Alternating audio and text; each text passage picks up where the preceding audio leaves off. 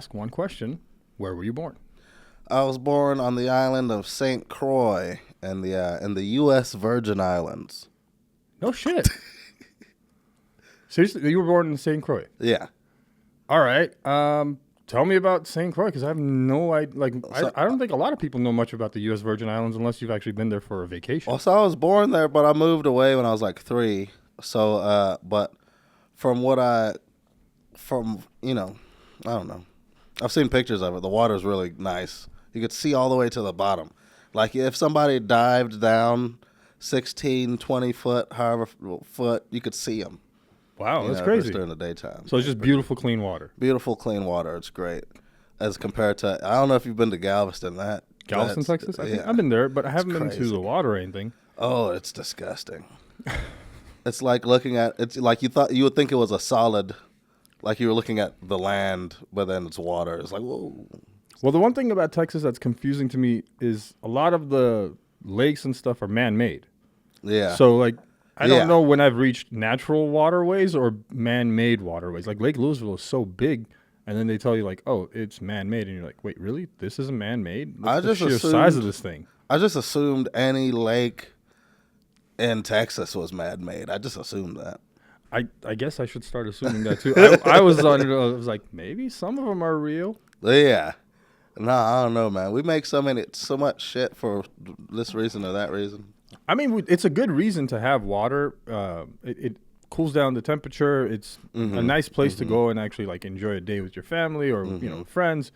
It's nice. It's a good way to kind of like cut up the monotony of just straight land everywhere. I like it. I like it as an idea of like an aerostatic. Is that the word, aerostatic? Like the aristocrats getting together and be like, let's shape the area that we want. We own this place, but it sucks. The landscape sucks. Let's just make it look like how we want and have only our buddies live next to, like White Rock Lake. You know how it's all rich areas all around it and stuff. Like I'd like to get together with some guys and have a rich area. Well, that's kind of how these things happen, though, right? It usually begins with someone having a whole lot of nothing, going through probably decades of not having shit, finally having that breaking point of, building some sort of wealth. And then they're like, well, I don't want to live here anymore. I want this to be better, or I want to go somewhere else. And now me and my buddies that came up, we can build this. And we can turn it into something that's cool. Like Highland Park Village in Park Cities. Mm-hmm. My kids get their haircut with a barber that's like local there because we're like not far from that. Is it a black barber? There's a black barber there, but the guy that actually But you don't mess with him though. You're like, no.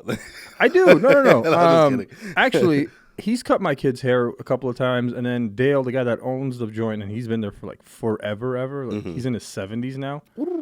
And he cuts the kid's hair too, but like we don't discriminate, I guess, bro. Yeah, I was just being accusatory. I don't know, man. I'm sorry. Is this the moment where I'm supposed to say my kids have black friends? Yeah, that would be the moment. You're right. I swear my kids have black friends, bro. I promise you. There we go. Thank you. That's all I wanted. That's all I wanted to know. I can't believe I had to defend this bullshit, man. I'm like, hold on, bro. If you ever watch my podcast, I've had more diverse people on than I've had like white people on, as they call it. That in itself is a form of racism. How the fuck is that racism? Somebody explain this to me. No matter how I wake up, I'm a racist for no reason. I don't understand what I did. It's just fun to say, but at the core of racism, anytime you're making decisions based on race, it's racism. Okay. I can even if it's to the benefit even of if it's to the race. benefit, yeah. See, I don't agree with that bullshit. That's stupid. It's just, well, I mean, at the core. Think of it this way. If you have a marginalized community that you actually want to help better, get them to a better place, and you make resources available, and you have education available. And you have it available specifically for that one race of people. Yeah, let's say, because, and I'll be very specific about it, my race, the Armenian race, we're a very, very... I was wondering about that. We're a very small group of individuals that exist in the world, period. There's 11 million worldwide. That's not a big number. 11 million. Yeah. Ooh, out of 7 billion. Nice. So we were a minuscule amount of people. There's people with more Instagram followers than that. Exactly. Hell, there's Armenian people with more Instagram followers. Kim Kardashian comes to mind. She's got hundreds of millions of followers, but yet the total diaspora is 11 million people. Yes, there are specific things in California where I grew up, specifically has an area, Glendale, where it's very Armenian driven. Yeah. And there's companies and there's businesses and nonprofits that are set up to cater to that community. And it's not being racist because we speak a language that is very different from English. So it takes a bit of time for someone that newly immigrates to the country to assimilate. It's much easier to assimilate when you have people that are giving you resources in your native language to allow you to actually become part of the American society. Right. Well, now where's the racism there? Well, now it's a different issue. Now it's a cultural issue. True. You know what I'm saying? Because I could be black from that area. That doesn't necessarily mean that's going to be the case. But I could be born in Armenia. What's it called? Armenia is our country. Armenia. Yeah. I could be born there and be black. We have black people in Armenia, by the way. Right. Yeah. So now it's not a racial issue. No. At all. You're right. I'm talking about cultural, not racial. We're talking, you were on a different thing. I was on a different thing. But think of it this way. Is it really that racist to have certain things in place that a marginalized community can have upward mobility? Well, yes, because based on definition, if it involves race, it's racist. Now, that doesn't mean it's bad, but that just means it includes race. So it's like when you're looking, if someone was to look to dissolve racism, right, these are the things you would have to be able to uplift a community regardless of race, culturally, one. Well, I think economically, one. Well, I think a good way of starting is, Morgan Freeman said it the best, is if I stop calling you a black man and you stop calling me a white man and I just call you a man. Correct. And you call me a man, well, that gets a completely different group of assholes mad at us, but we're no longer being racist. Yeah, exactly. You can be whatever kind of bigot you want. Me calling, you know what I'm saying? That doesn't mean there's non-racist bigots. Yeah. You know, and that's very possible. But I think we should just start recognizing each other as Americans first. I love that. And then we can add all the other stuff that makes your identity yours afterwards. Yeah, America first. I love that. If we had that approach, it's like, listen, if you're here and if you're born in this country especially, congratulations, you're an American. Yay, you did it. That's like barrier to entry to be full American. Like I can be president one day is you got to be born here. That's all you need to do. That's it. Why can't we just have that approach to everything? That's what I would like. Because it kind of gets, if you stop talking about this bullshit, then the bullshit fades away. But I just think it's funny. I'll bring it up just to see what somebody would say about it. And I get your standpoint of it. It's kind of like, it's a good way to feel out a person. Mm-hmm. But that should be a one-on-one, maybe individual type of thing. When the media propagates it nonstop, when political leaders talk about it nonstop, never-ending basis. Always division, never unity, huh? Yeah, and I look at it like, hang on. At some point in a person's family tree, either by force in certain situations, but mainly by choice, you came to this country for a better life. If you've done all that and you're a good member of society and you contribute and all that stuff, well, then you're just an American to me. Right. There shouldn't be nothing Congratulations. else tied down to you to divide you from someone else. So how about this? China. Yes. The country of China, the communist, what is it? Party of China? It's the People's Republic of China. People's Republic of China is what they go by. I think so. I believe that's what they go based off. Now, right? if because they're not a true communism anymore. They haven't been for a long time. They haven't been, officially, no. They're like a hybrid between communism and capitalism. They're CNC. Sounds kind of like us, honestly. Yeah, but we're not as forthcoming with it as the Chinese are. The Chinese literally are like, hey, we own a percentage of your business. Right. And we usually have more say and power than you do in your own business. And but we'll still make you become self-interest. billionaires and stuff and live your lavish lifestyle. That all exists, but it's very controlled. Now very let's say someone was making this statement. Let's say I don't like Chinese influence, talking about the country of China, Chinese influence on American economy. Let's say Sure. I'm making that statement. It's not a racist Could- statement. No. It's a governmental statement. So that's the differentiation. You're not saying Chinese people necessarily shouldn't be influencing America. Chinese government shouldn't be. Well, I was just considering how quickly that could devolve into racism now, because it's like there's this mistrust of Chinese immigrants, mistrust of their actual intentions of. All right, and to that effect, I would say this: I can remember at least until as early as the early 1900s, Chinese people have been immigrating to this country. Right. So We should have a working relationship with them. So far, I have yet to see any article or anything overwhelmingly saying that these people are bad actors when they come to this country. Yeah. I hear the opposite of that is like these are very hardworking individuals. Most of them are extremely intelligent or put a lot of weight on education and want their children to do better than they did. And most of those children end up doing way better than their parents did. What would you say based on that information? Would you say it's completely unreasonable that the Chinese government would be intentionally sending people over here for the purpose of influencing our government and economy? Not at all. I still think that's something that the government, because I need to separate the government from the people, because the people in China do not represent their government at all. Right. That government, as a communist party, as a communist government, has total control over their people. Yeah. And they have no say in where the money that the Chinese economy produces is spent.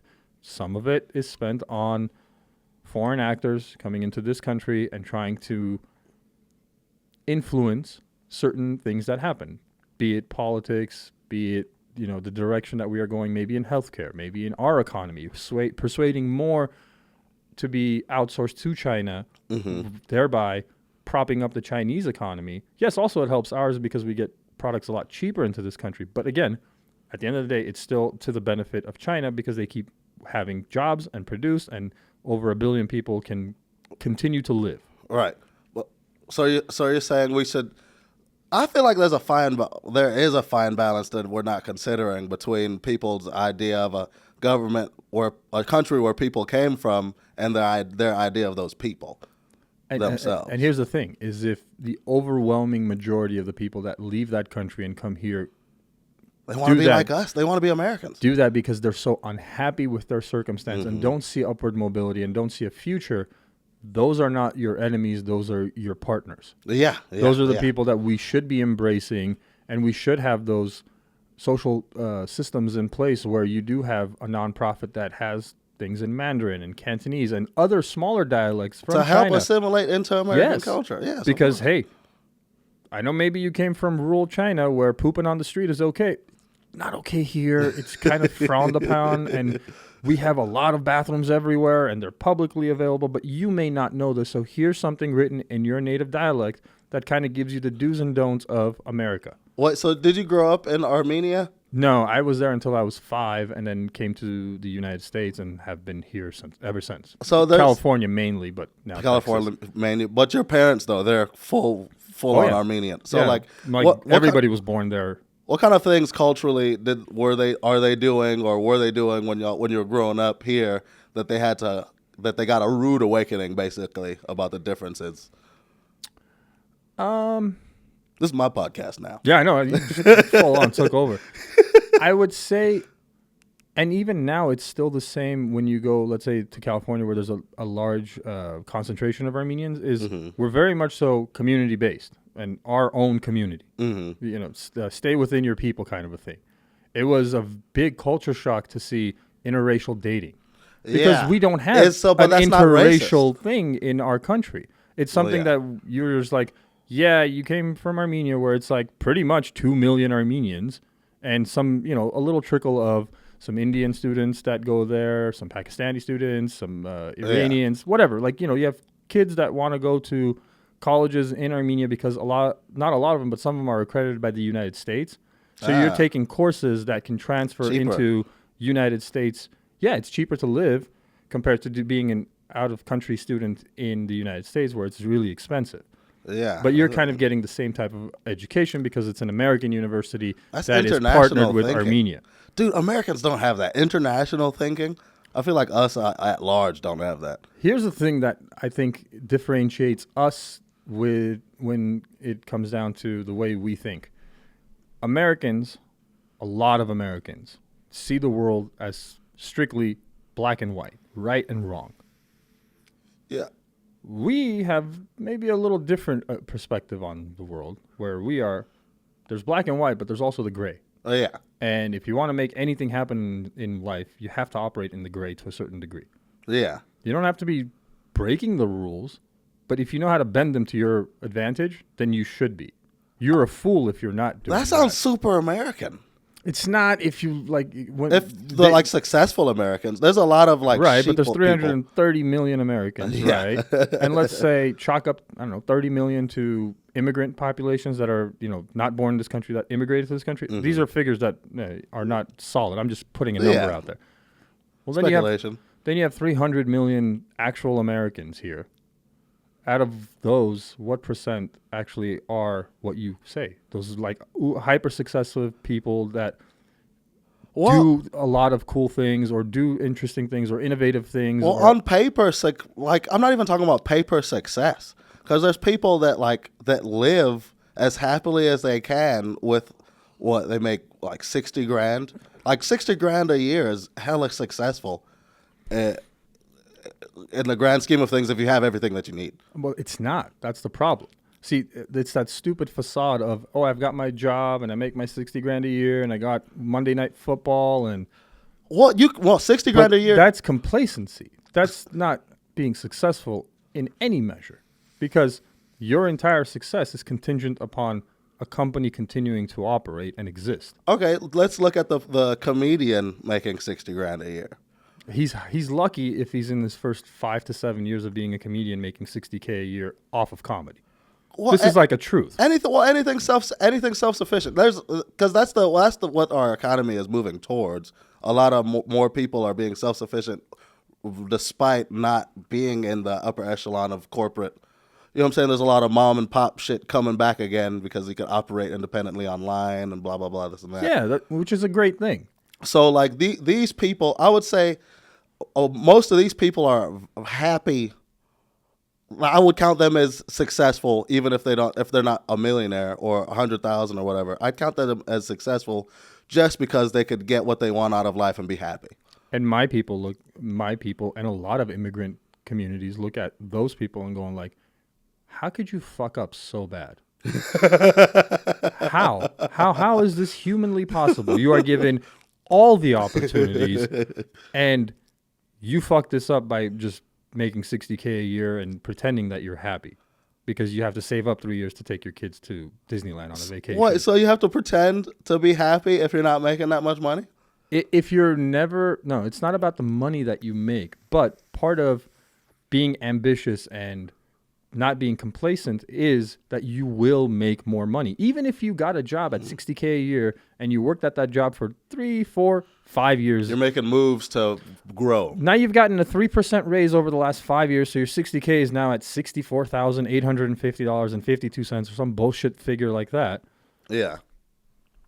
The ambitious person looks at the market and sees when the right time is, applies for a better position, maybe in the same company, or applies for a different company, and now that 65 becomes 120 because the market has changed. Oh yeah, you could still be doing the same work, relative, but you're making a lot more money because you didn't become complacent. So what you're saying, it's naturalized citizens and foreign immigrants that are more ambitious in our economy. Yeah, I think so. Yeah. And then if you look at schools, definitely like colleges and universities.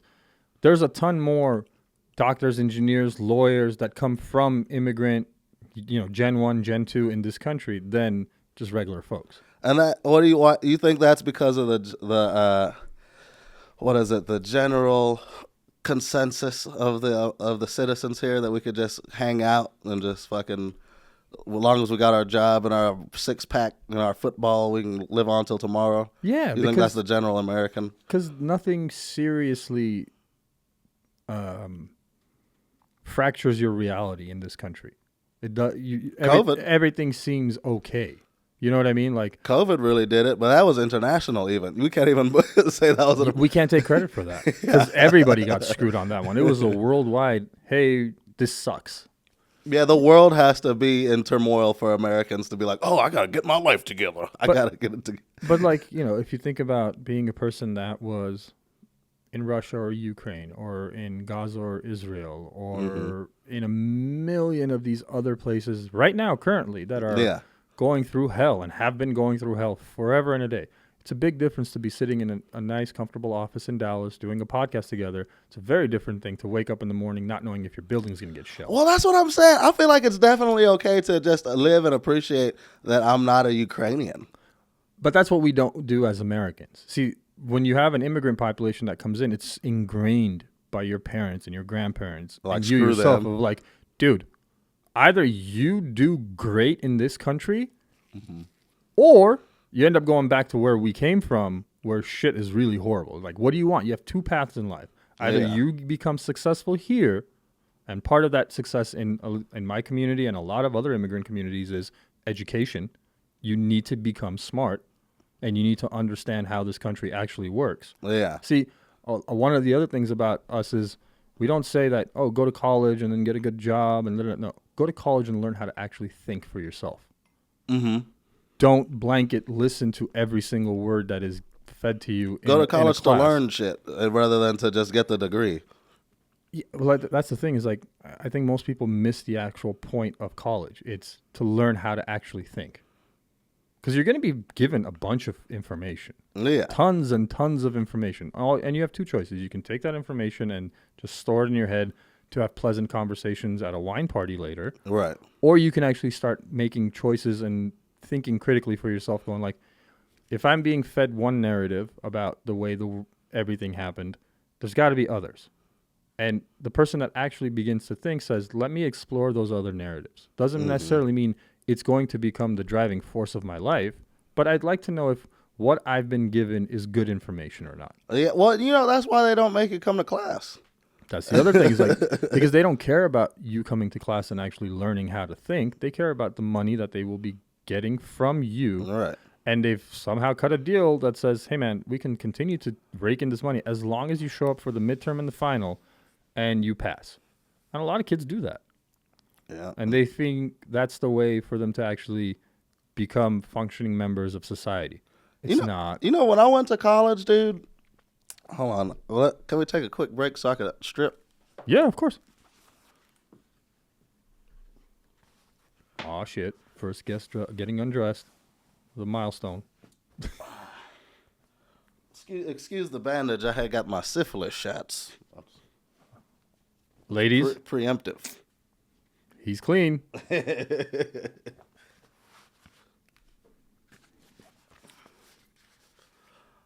All right.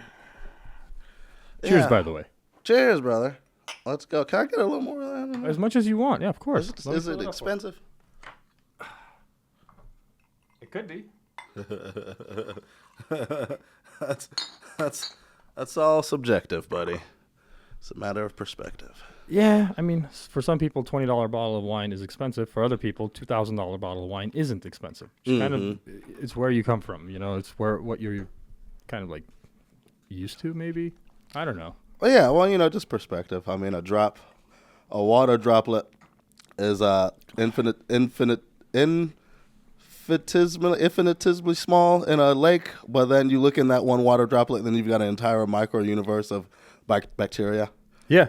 It's crazy. It's all about perspective. It's all about how you want to see things. And that's kind of, again, going back to the whole what college was supposed to teach you. And then you were talking about your college experience. No, yeah, when I went to college, dude, I was just going because there's like expectations for me to go. But like your parents and stuff wanting you to. Stuff, yeah. But my parents' society at large, my school, everybody, they're like, oh, you're so smart, go to college, blah, blah, blah. You be this and that, you be great, just go to college. And it's like, all right, but I'm not going there for me, So I just wasted those years and those money. I dropped out and everything. And then just like being there, like discovering comedy kind of made me realize like, damn, like if I didn't have all those pressures for me to go to college, maybe I could have sat around and thought about it for a little while and came to this conclusion earlier. One of those things, like I feel like college gets in some people's way just because of the pressures to go. There's so many routes. Like not everybody's a fucking surgeon. Like everybody can go to school and fucking get the degree and fucking go to and fucking get all their degrees to be a surgeon. I'm pretty sure most people can do it. I doubt it. Well, like It's hard, there's the man. drive to Take do. organic chemistry 101, and then you will understand if you really want to go into medicine or not. Yeah, Because that one class is a big determiner for a lot of people because OChem is just considered really difficult. And I feel like a lot of it is just the drive to go. What I was saying, like the people that don't have the capabilities to go there, you know what I'm saying? They shouldn't be. The expectations shouldn't be pushed on them. There's people who fucking will have the highest capabilities they can go will be making whiskey, you know. which you're no longer needing college for that because this is an artisanal craft that takes years to learn and perfect, and you have to And have a that's what specific palate for. That's what I'm saying. Like, there's so many people that would be chef's kiss at the shit, but just life and society at large drives them into college where they just shouldn't have been there. I mean, I would agree to you to a certain degree that it's not for everyone, but on the other side, it doesn't hurt anyone to get a 4-year degree. Wouldn't hurt.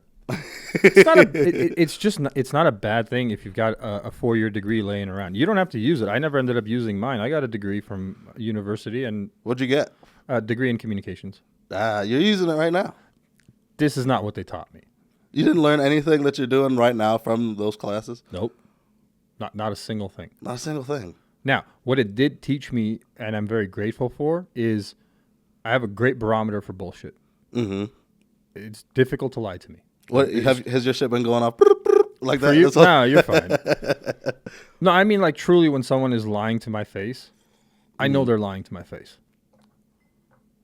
I can't explain why, but That's an intimidating thing to say. I feel like automatically my energy responded to. no, this is not that format. But like in Yeah, something yeah. more serious in life, that it makes a big difference knowing when people are lying to you. Or You ever not. been cheated on? Yeah, once. Did you catch him or how'd that go out? So we were kids, man. I was probably 17 and she was 16 at the Yeah. time, and Those 16-year-olds will cheat on you, dude. we were both young, dumb kids. I didn't know what a real relationship was meant to be, which Yeah. is fucking amazing that I didn't back then. It's great that I learned from that experience. Yeah. But it was, she said, she took a family trip somewhere, and just to keep her anonymity, I won't mention where she went and what happened. And, Right. and then she was like, oh, yeah, there was a group of guys, and one of them started talking to me, but nothing happened. And I was like, you fucking lied. Yeah. I was like, you fucking lied. Because you gave me more information that you needed to. And that's really a lot of times when people are lying, they divulge way more, thinking that Yeah. if they beef up their bullshit, it'll actually make it fly. And you're like, I didn't need 4 minutes of what you just said Yeah. because you were just buffering your bullshit. Yeah. I'm glad you told me that. But yeah, she cheated on me, and she kind of admitted to it. And I was like, hey, look, it just... Well, because she said, well, nothing happened, though. And then she broke up with me a couple of weeks afterwards, and I was like, all right, fine. It was Yeah. devastating, it hurt, and all that stuff, but I'm 17. It was supposed to be like that. Yeah. It's very rare you meet your high school sweetheart and life goes forever like that, and it's amazing. I've seen it happen. It's crazy. My grandparents were like that. They met when they were 11. It mostly happens. It mostly happened back in, what was it, the baby boomers? Yeah. It's mostly baby boomers that got to enjoy that. Yeah, not even my parents' generation was like that. Yeah. But I've definitely seen it with my grandparents where like you met when you were 11 and you've been together like 60 plus years, 70 years almost. I was like, how the fuck do you do that? Well, I feel like certain cultures just kind of it creates like a compatibility between mostly anybody in the culture. Well, I mean, for us, the other thing is, and we're not unique or special in this, a lot of cultures do this, where a couple can get married fairly young, but they're not going to be living on their own.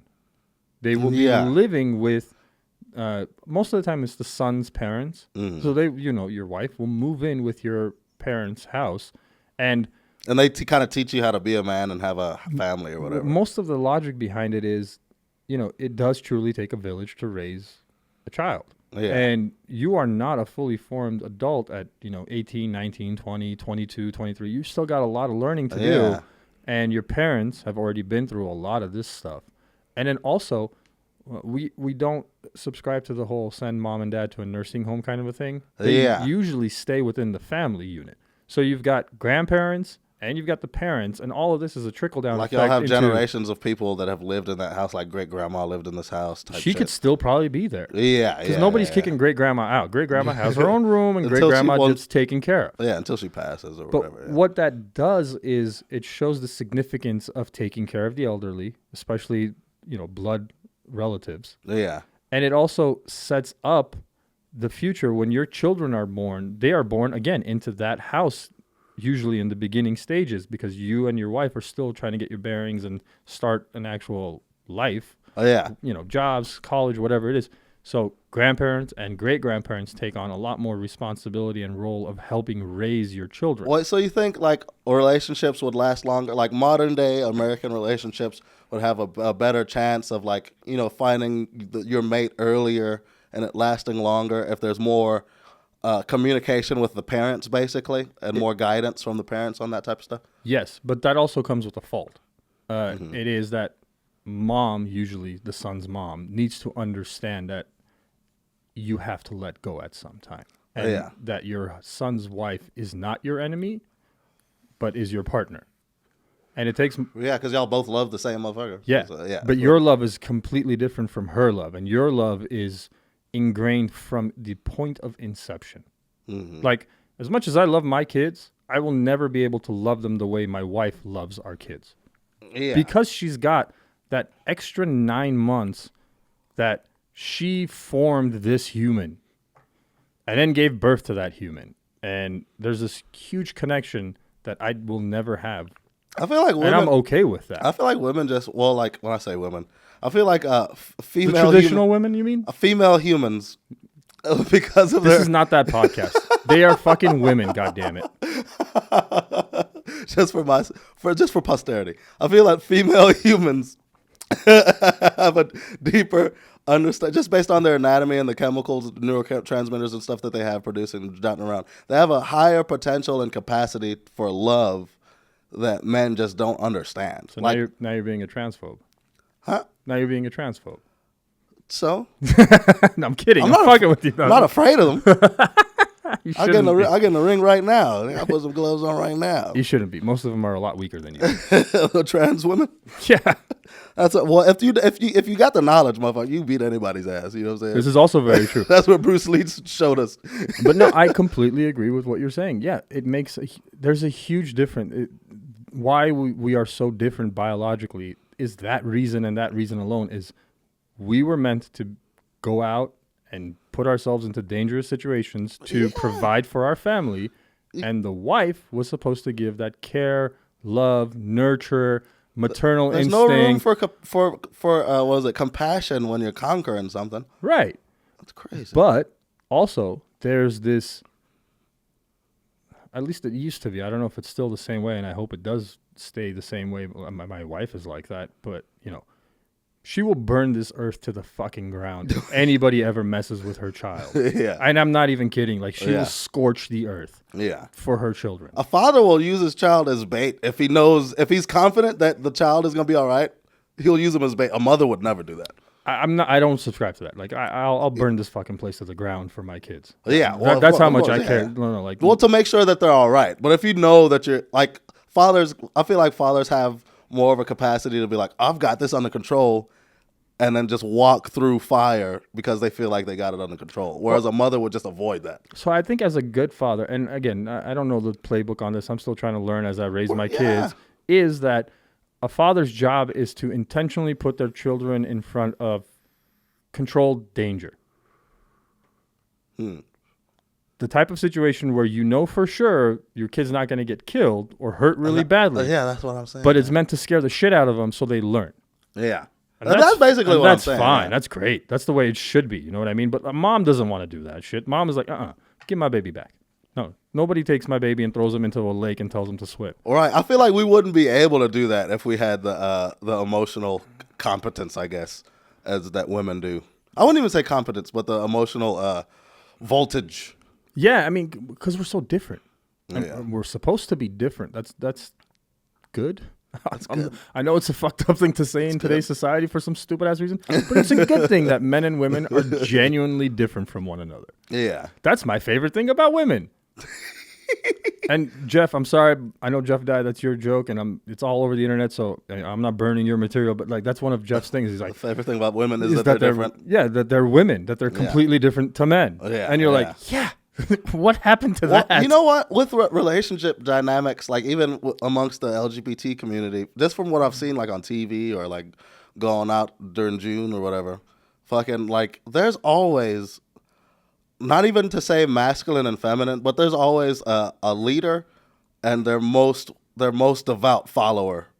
You know what I'm saying? You have a top and a bottom. Type shit, but you know what I'm saying? The leader could be the bottom. Power bottom, they call it, or whatever. That's a thing? That's a thing. I've heard of it. Motherfucker, I didn't know that was a thing. Yeah, Pornhub shut down. I had to stop my Get research. a goddamn VPN. I had to stop my research, man. By the way, full disclosure, Pornhub works just fine. Download any free VPN and you can still use your porn website. I'm sorry to spread misinformation, America. Good job, Texas. You just made one extra step, and now you've got people being more safe and secure on the internet.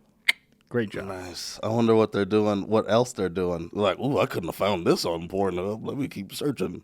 But that's one of those things. Like, oh, now I'm behind a VPN. I should go into dirtier and weirder shit on my phone. I don't know. But no, I think that it's so important to keep those dynamics and keep the differences between men and women. And yeah, we're supposed to be a unit and all this. But you're right. A good relationship does have someone who is in charge and who is the leader. And I don't care if it's a gay relationship or a straight relationship. Someone has to be in front. And it's usually the person that is willing to put themselves in the most amount of danger. To protect. That's how you lead from the front. The other, yeah. Lead from the front. And I think, fathers have that duty.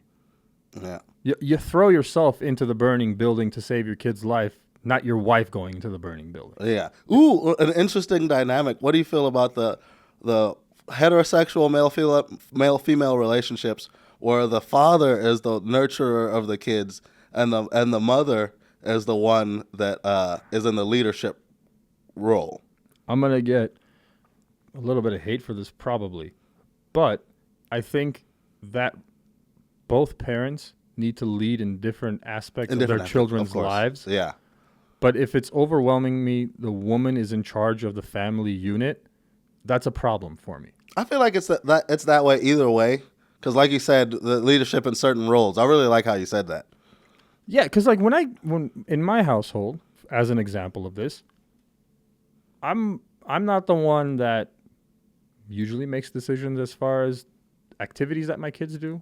Yeah. The kids that my kids play with. Yeah. Dinners. Because you're so out of touch with child fun. I feel like. With what? With like the mixture of child fun between child like development. My role is like, okay, we're in Cub Scouts, cool. I'm gonna go with you guys to the campouts, and I'm gonna do all the events with you guys and stuff. But I didn't pick which Cubs troop you guys joined. Your mom did. Yeah, because your mom is really into doing all that research and finding the correct one to put you guys into. Yeah, she buys the correct safety belts and all the fucking. Yeah. Like car seats was me. No. Like when it comes down to like consumer goods and stuff, I do the research on that stuff because I have a barometer for bullshit. Okay. So like when Nothing's it came down, gonna fall apart on Dad's watch. Fuck no. Yeah. Like when it comes down to car seats and things like that, strollers, I'm reading safety reviews and I'm looking at like, what's your rating with the Better Business Bureau and how long you've been doing this. But as far as like the adults that you're going to put your children around, it's the mother that's choosing that? Yeah, because see, that's the thing is like she has this amazing extra sense when it comes down to weird people. Yeah. Even though they look amazing and great, and she's like, dudes don't have that. Motherfuckers was hanging out with John Wayne Gacy. Oh, this guy's awesome. This guy's the greatest. Bodies underneath his damn... When it comes down to things like that, I trust her. Yeah. Without question. Yeah, When she says this family is weird and I don't want my kids hanging out, I'm like, fuck Yeah. it. They don't exist in my life anymore. That's What over. is it about predatorial behavior that like it's so easy for dudes to like miss? Like, oh, this guy's awesome. He could party, he could hang, but like it's so easy for us to miss that like, oh, that motherfucker's predatory. Like those same predatory traits that you're blessing him for is the same one he's using to fucking go do R. Kelly shit. I don't know, man. Like, it's one of those things. We just don't get it. But women do. Women Yeah, they always see have that like shit. this, like, hey, you're Like- being weird. Like that lady next door to Jeffrey Dahmer. Yeah. Isn't that the reason he got caught? Was the lady? Yeah. She's like, something ain't fucking right here. She kept calling police a bunch of times. They didn't want to listen to her because she was black and a woman. Which is like, I wouldn't want to sit there and listen to her talk about nothing either. But still. You can say that. I can't. I would be burned at the stake. for that. I've waited tables long enough. I don't want to sit there and talk to no black lady about nothing she's upset about. Black woman upset? Mm-mm. Ladies and gentlemen, I said nothing. I will say nothing. I'm going to sit here and quietly and nod my head. It's a lot of cultural women that are like that. Very strong and very outspoken. Well, it's the cultures where like I guess the women are allowed to really develop the power that is their own femininity, I guess. Yeah. It's largely like those imperialist white cultures where the woman is just so beaten and downtrodden. And I'll be honest, here's the thing. A very strong, assertive woman is a lot of times that way because in her own household, she doesn't have a power struggle with her significant other. Her husband isn't fighting for dominance in any way. That's the thing is like when I get home, I don't give a shit about being the dominant force in my house anymore. I just want to have comfort and I want to be relaxed and I want to just enjoy the time. It only becomes relevant when safety is an issue, correct? Then that's my job. Now I got to maintain the safety. Yeah. You know, or security, like, whatever, financial, economic, blah, that's blah, blah. that's your job is like, and you know what? I'm not always great at it. I'll be the first to admit it. I suck a lot of times at being great with finances and making sure that everything is done. But my kids have never had that experience. They don't know what that's like because I'm not an egotistical person that puts myself in front of them. It's the exact opposite of that. The chain of command is the kids, my wife, and then me. Type shit. Ooh, that reminds me. You ever watch Naruto? I didn't. So, I've heard of it, and I know a lot of people are into that. Well, just your T-shirt is Dragon Ball Z. Just for the relevance here, is where like they're playing shogi, which is the Japanese chess or whatever. Okay. And then so this guy's playing with his father. They're playing shogi, and he's like, "Who's the?" If you're looking at the village, our shinobi, our military, right? What people would you put with what piece? And he was like, oh, like, I would be the bishop. He's like the smart general kind of piece. He's like, I'd be the bishop. This guy would be the castle or whatever. And the dad was like, well, who would be the king? Right. And then he said, obviously the Hokage or whatever. And the dad's like, no, it's the next generation of kids. That's the king. Right. The people that we're protecting is the next generation of people that are going to come up and lead or whatever. I thought that was powerful. That makes a lot of sense. And if you look at it in the realm of chess, the king has the most limited amount of moves. Exactly. And the king is meant to be protected by everyone else. And the queen has the most amount of moves. The kid's and mother. Moves the freely. Moves the most free. Yeah. And in a family, I think that really does make a lot of sense to have the king have the least amount of moves but be the most protected because they're the children. Mm-hmm. And the queen is mom. And the dad could be anybody on that board. It could be a pawn, it could be a bishop, it could be a rook, doesn't matter what. Hell, he could be one of the white or black squares and that's it. Okay. That's it. Okay. They could be the chess board. But a real man's comfortable with that. Because if you know that the person you're trying to dedicate your life to is also dedicating their life to you, then you shouldn't have a power struggle anymore. Yeah. Yeah, you shouldn't. Yeah. I don't want to be, unless you're not dedicating your life to them. Then their power struggle yeah, ensues. because you're being a piece of shit yourself, and now you're like wondering, is she being a piece of shit, or is he being a piece of shit to me? And Is this warranted? Is their behavior warranted? yeah, like Yeah. if I know, I've spoken to people that are like, well, yeah, in my household, I should be the most important person, and then the wife, and then the kids, and I was like, yeah, you got a recipe for disaster, dumbass. Importance. That's subjective. So that's not really a word you should use when actually planning out the survival of a family. Right. In my opinion, first and foremost is if you decided to give life, they become the most important thing. Mm-hmm. You need to dedicate most of your resources and time to making sure that you're raising good people into Everything society. else just has a plus or negative value towards the raising of the kids. Then I guess, huh? Like the house, the fucking car, the grass, the whatever the fuck else you got going on should just reflect how you're raising the kids. Yeah, I mean, environment makes a big difference. Now, a lot of people in our society today think the bigger the box you live in, the more successful you are, or the better kids you're going to end up with. That's bullshit. Quite the opposite. That's complete bullshit. Now, I know people that live in big ass houses that have great kids that have gone on to do wonderful and amazing things, and then I know some that have drug addicts. Yeah. The box doesn't change it. It's Yeah. what's inside of the box that actually makes a difference. Yeah. If you live in a 10,000 square foot house and you never spend any time with your kids, then you got a recipe for disaster. Well, you know what? But if you spend a ton of time with your kids in that same 10,000 square foot house, then your kids appreciate what is more important than that house. It's time spent with family and building that bond. You know what's crazy? You don't realize it as a kid because, like, as a kid, I spent a lot of time with my dad, like, not doing anything that I wanted or whatever. We're always, like, fixing up on one of his properties or going to the flea market and stuff. Just whatever he was doing, he'd be like, hey, we're going to do this together or whatever. And, like, you don't appreciate that as a kid. Because, like, well, we could have been doing stuff I wanted to do. Like, we could have went to my fucking orchestra recital or whatever.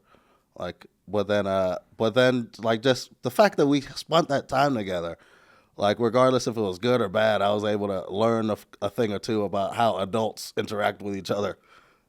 And you also understand, as an adult now, maybe you don't have kids yet, but you understand that, like, a daily routine has a lot more attached to it when you're putting a kid inside of that same routine. Because now it's not just you driving to the flea market to do what you got to do and then driving back.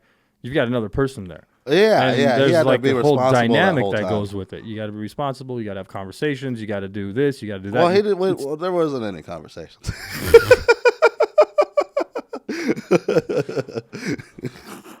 Come on, you had to have some. Island parents don't have conversations with their kids. They tell their kids about stuff. That's it. By the way, what made your parents move from the Virgin Islands to the States? And was Texas where you guys landed? Well, so my dad's from Trinidad. Okay. And my mom's from Baytown, outside of Houston. It's Harris County, but it's like just outside of Houston. Okay. That's where she's from. They met there in Baytown. Okay. And then so they moved. Well, mind you, my dad's from Trinidad. He's got like family in St. Croix. He's got like his parents moved to St. Croix. So he had his family in St. Croix, and so after I think my parents had all of their kids together, all the kids they have together, they had in St. Croix actually. So they moved there to have kids. Do they have kids not together?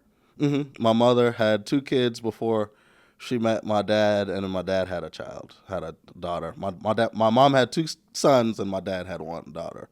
Before they met. Oh, that's cool. Mm-hmm. Okay. So are you close with the step siblings?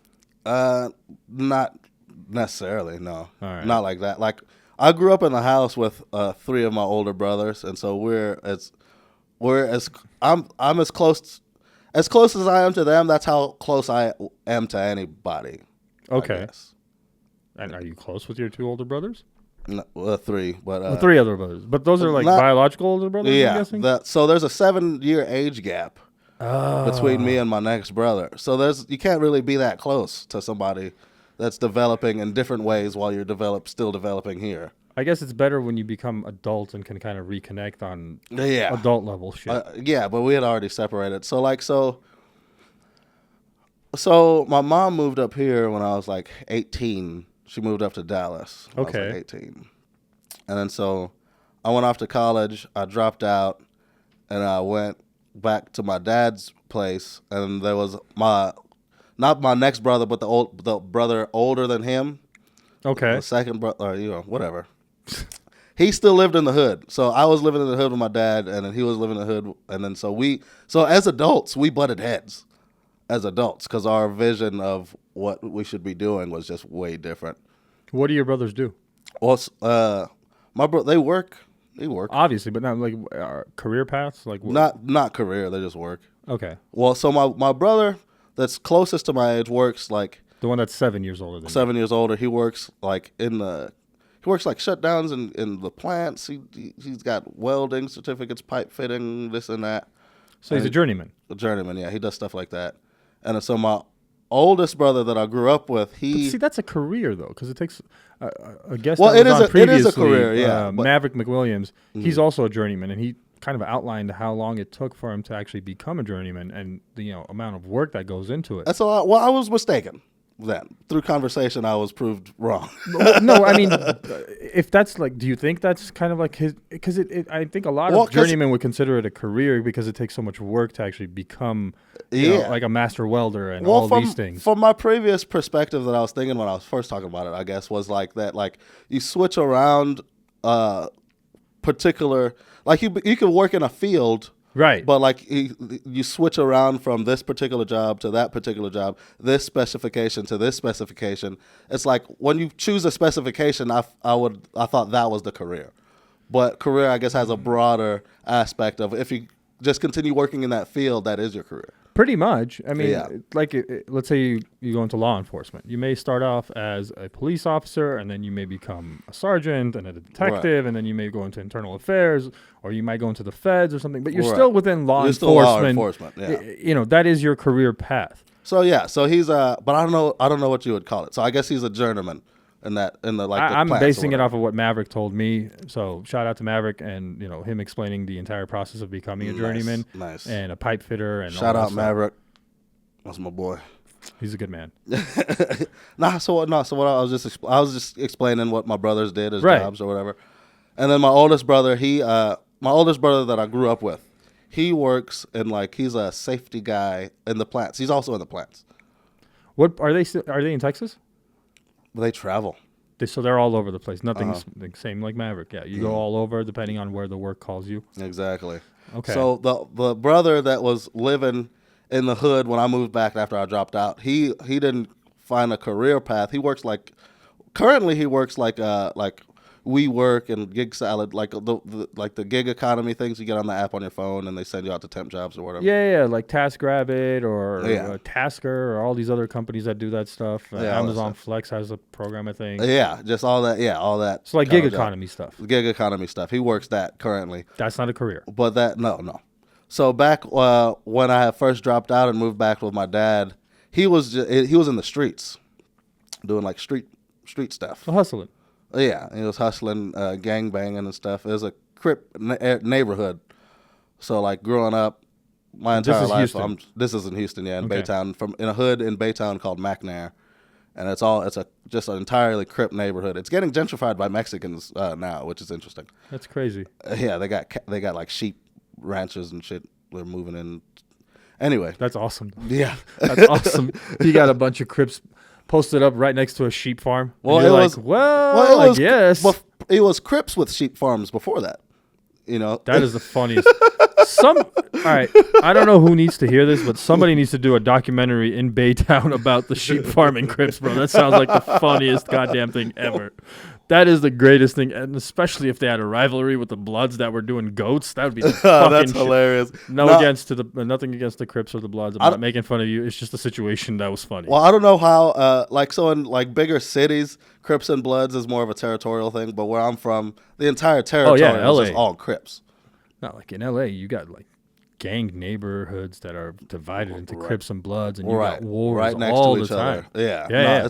It's not like that. The Bloods were like the main breed of Bloods lived in a neighborhood, lived in neighborhoods that were like, you know what I'm saying? You had to travel a ways. Right, they were separated, very much so. Very much separated, yeah. Okay, that makes sense. So my brother was in the streets, and we just butted heads. I didn't want to be in the streets. I didn't understand the whole mindset behind. And was he trying to get you into the streets? No. Just that the lifestyle. We're living in the same place. That lifestyle, I'm interacting with it, and I don't want to. Right. That makes sense. You know what I'm saying? Getting into he's getting into it with people in the streets. They're confronting me. People are confronting me about stuff. You know what I'm saying? What I really didn't like, what got us into a lot of fights was he would wear my shoes. I'd be looking for my shoes, and I don't gangbang. I don't hustle. I don't do nothing. I go and I either work a job or I do this and that. And so when I go buy some stuff, I want it. You know, I want to have control over it. Right, because you worked for it. Right. And then so he would just take stuff and be like, no, we're brothers, man. I could wear this and that. It was like, nah, you're making different decisions in my shoes. My shoes are stepping on shit that I don't be stepping on. You know what I'm saying? And so yeah, that would get us into a lot of fights there. But so as far as closeness, I can only be so close with them. They're older, and then the lifestyle choices are different. Okay, that makes sense. Yeah. Your nieces and nephews are close with you? Nah, I'm not really close with nobody. So I say the closest that was a false statement. I say the closest I could be with somebody was how close I am with my brothers, even though we're not that close. But I'm closer with comics. All right. I'm really close with comics. That's your community. They're like there's comics that are like brothers and sisters to me. So yeah, so that's your community. That's where you found family and friends. And yeah. You just built it out of there. Yeah. I mean, it happens with a lot of people that they can't find, your family, your blood is not where you kind of find that solace. And sometimes it's gangs that provide it. Other times it's finding that creative outlet where you've got artists that are just trying to make something happen. And you're like, oh, okay, these are my people. Right. I get you. You guys make more sense to me. All right. Which didn't have to be the case, which is interesting. I could have joined comedy. I could even be a halfway decent comic, and then go into the comic community and not really get along with anybody, and then my community be the gaming community, and I'm just still a comic. Right. That's got to be a weird dynamic.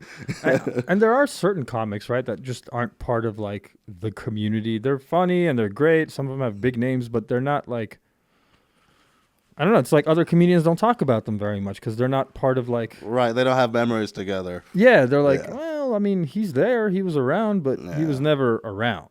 Yeah. He never hung out, or she never hung out with us, and all that stuff. You know what's crazy? Comics get into a lot of different stuff. Some healthier than others, right? But it's a weird balance between going around where something might be going on where you might not agree with, versus being that guy that everybody knows to not be a good hang. Being that guy that everybody knows he's not gonna hang out with us. We probably don't even want to hang out with him. He's just he's funny, but ugh. Yeah, I get what you're saying. Does that happen a lot? I've seen it happen. I'm not gonna name drop, obviously. No, please don't. I've seen it happen, and it's and it's oh, you feel bad for the person, and then you go try to hang out with them, and it's you're still fuck. I don't want to hang out with you. And is it people that are just coming into Dallas to do some shows that are not really Dallas comedians? Because I've gotten to know a lot of the Dallas comedians, and it seems like all of you guys are always rooting for each other. Yeah. I haven't heard a lot of bad mouthing about other comedians that are Dallas comics. Oh, well. Or maybe I just haven't been privy to it. You're not going to hear bad mouthing because it's because I feel in Dallas comedy, a lot of us are wise enough, or there's people in the community wise enough to show other people it's not going to benefit you at all to trash talk anybody in particular. It'll only be in your benefit to only have good things to say about people. Yeah, I mean, I get comedians making fun of each other. That's different. Well, that's completely different. You fuck with each other, they fuck with you. That's iron sharpens iron. Let's say I had some kind of influence. Let's say I was, What do you mean? You don't?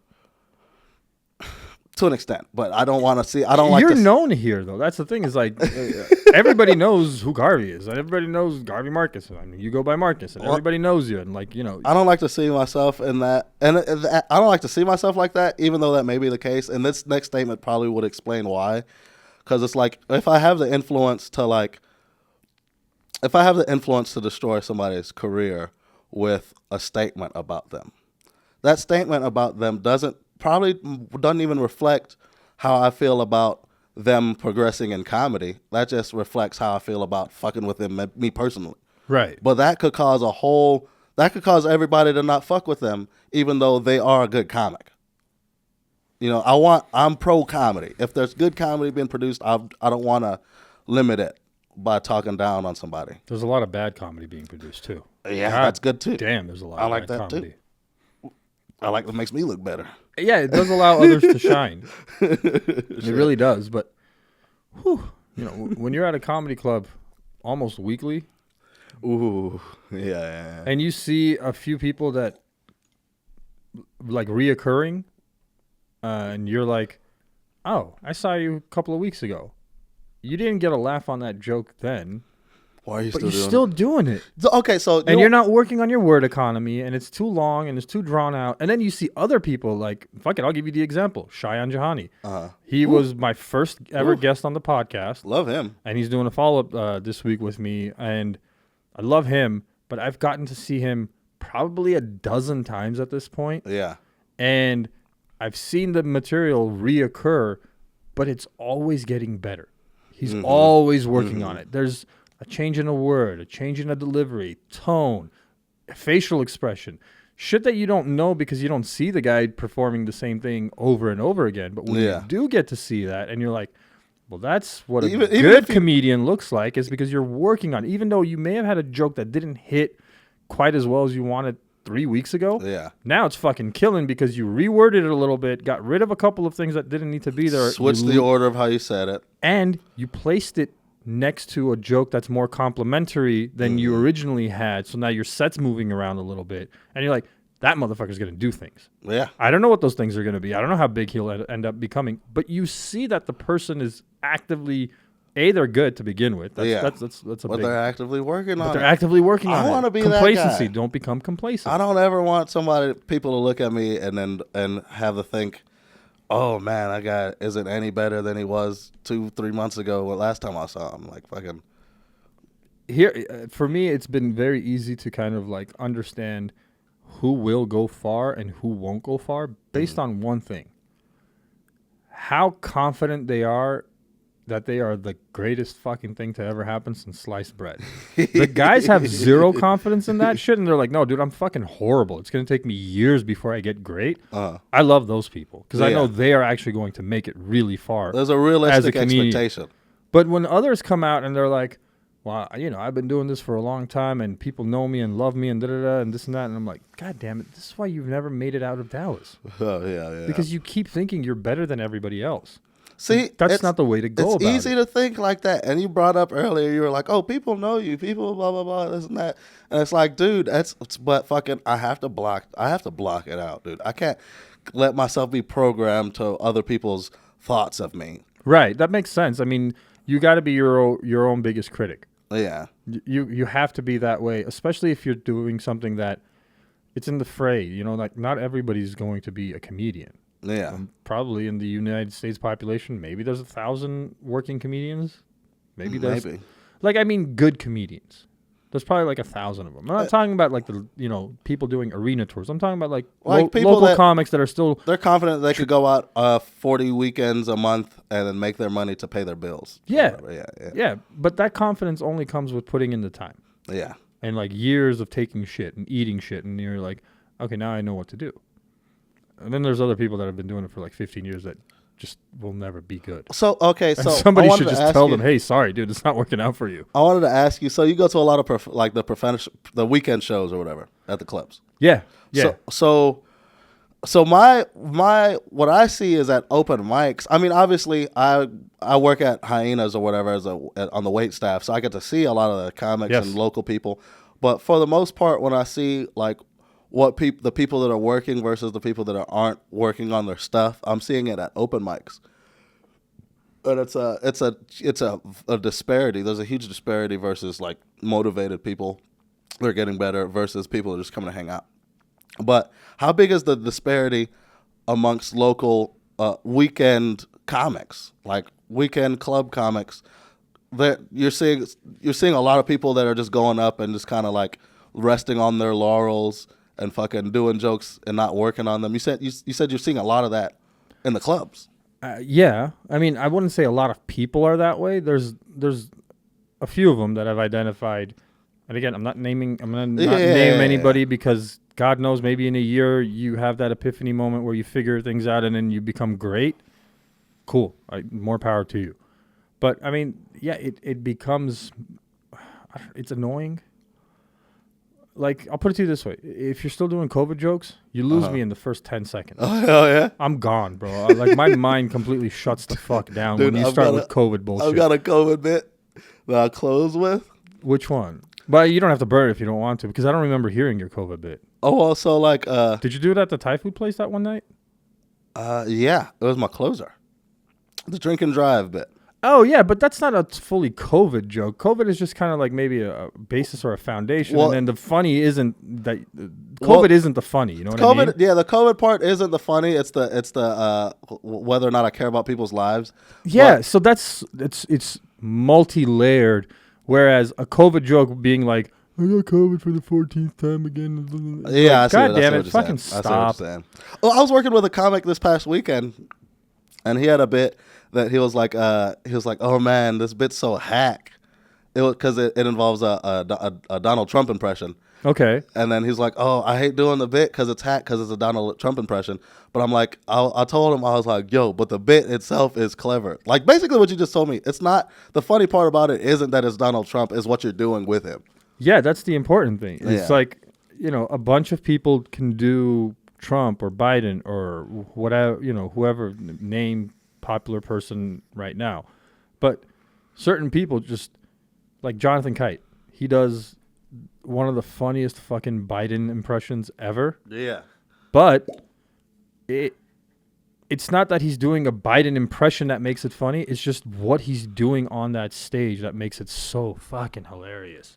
Thank you, sir. Thank you. Thank you. You know what I'll I mean? let you pour it. All right. What are they called? The savant. What are they? A sommelier. Yes. Yes. Well, give it up for my sommelier. Yes. I'm happy to pour you very good quality water purchased from Target, Walmart, somewhere. I don't know. It's called Target, sir. Target. Well, I'm not as fancy as some. I'm a simple, humble man. Dude, Target's got some good shit. I discovered what I discovered. Sesame. What is it? Oyster sauce.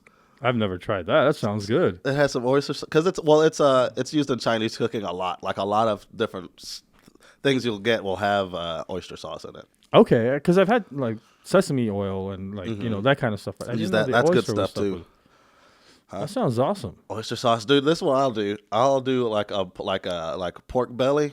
So you like to cuts. cook? I like to. I love it. I love to cook, dude. Really? Yeah. Okay. So like you like a lot of creative stuff. And so pork belly. What kind of pork? What do you do with the pork belly?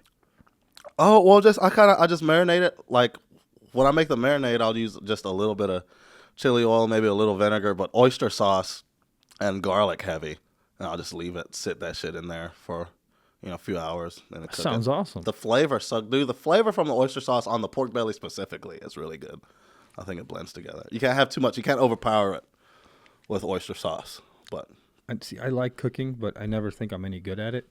oh really? Yeah, and it's not that I don't think I've gotten like overwhelmingly bad reviews where I should be like maybe I should stop. Mm-hmm.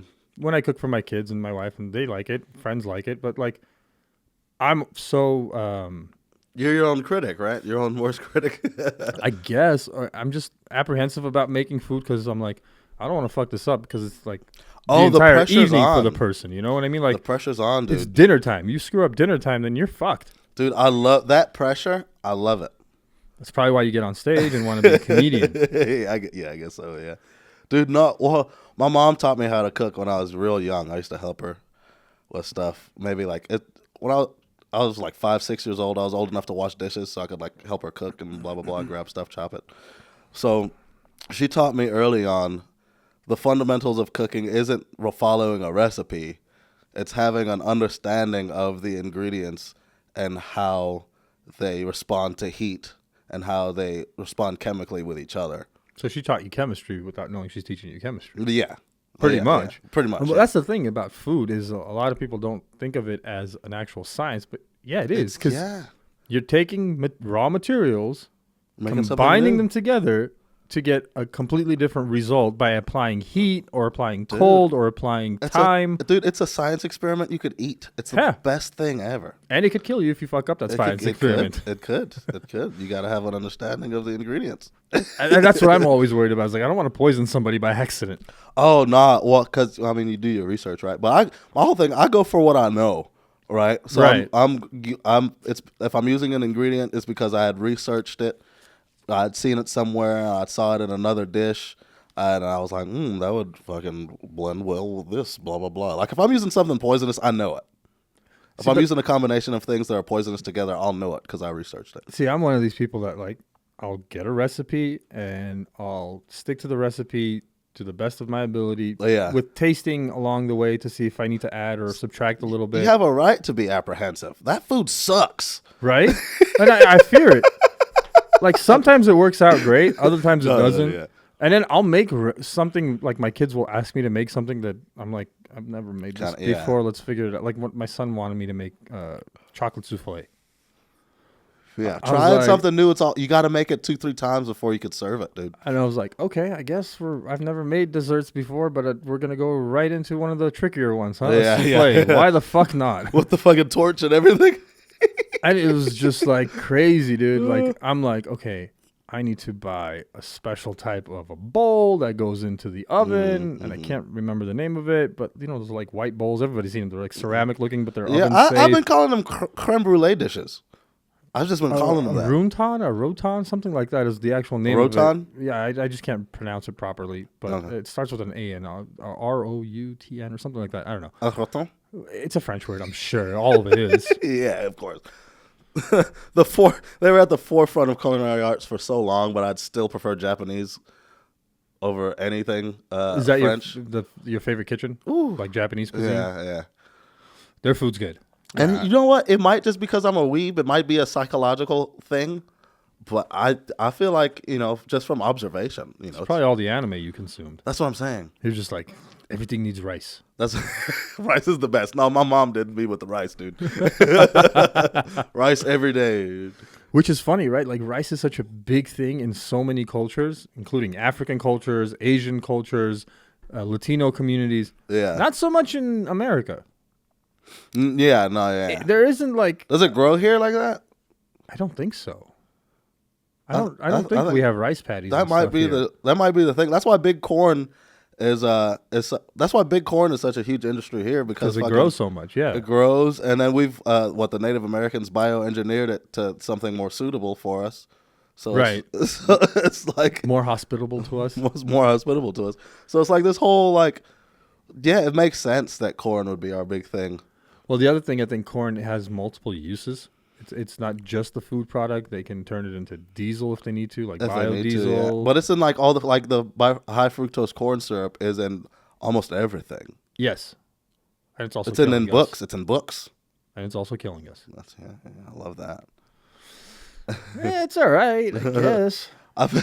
A radical thought: those without the knowledge to refrain from eating those things, and without the wherewithal to be self-sufficient in gathering their own healthy products, deserve to die by a government. Was it omnicide? What is it called? Genocide through the food.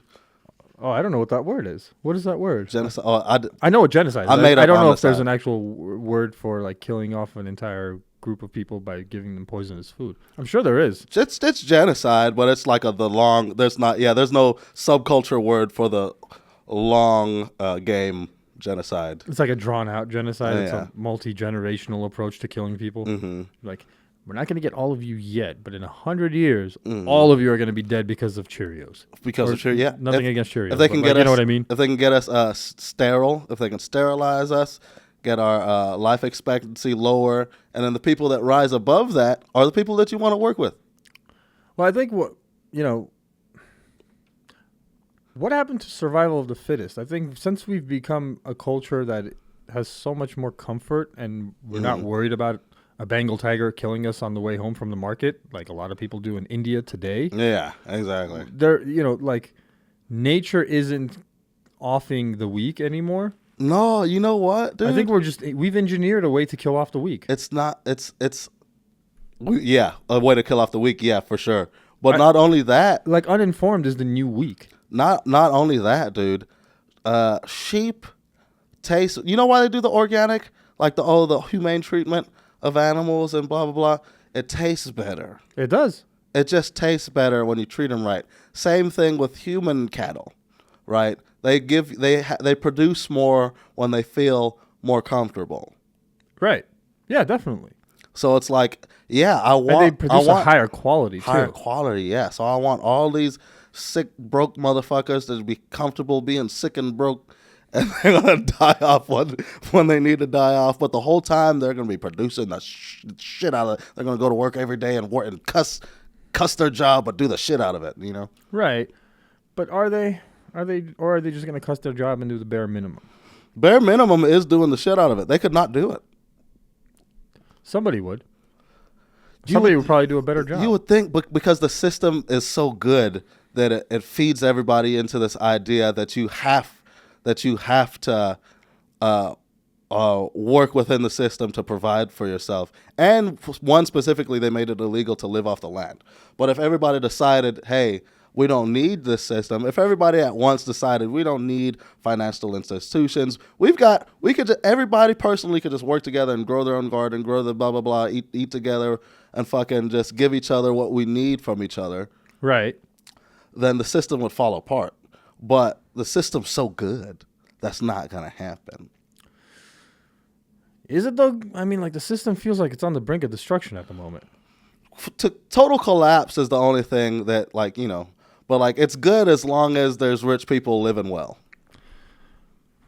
Yeah, but I mean, there's a lot of rich people living really well in some shitty ass fucking places in the world. Or no, well, good perspective. Good as perspective. So the people not living well, it's terrible. Right? Yeah. I mean, it's a terrible system. But that's a shitty ass system, you know. We could come up with better. Oh, that's my goal. That's my goal. But it first starts with correctly identifying why a system works one way and where your place in it. I feel like I'm still figuring out my place in in the grand scheme of things. Yeah, and I don't know if you ever will, or if any of us ever will. I feel like it's one of those things. Is like continuing to want to improve yourself also comes with a level of discomfort.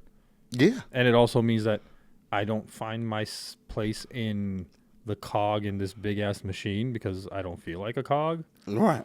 Or a screw or a bolt or whatever the fuck you want to call me. But well, my whole goal is to create my own machine. You know, I've got a couple of gears and screws going right now. There you go. Okay, I don't have the whole thing together, but that's the goal is to have create for myself a fully functioning machine that I could be comfortable with saying I exist within this system, and I don't have to be, I'm not not cognizant, but I'm not complacent, right, in the destructive quality of the other system because I've created one for myself. So to that, my question is, when did you begin your comedy?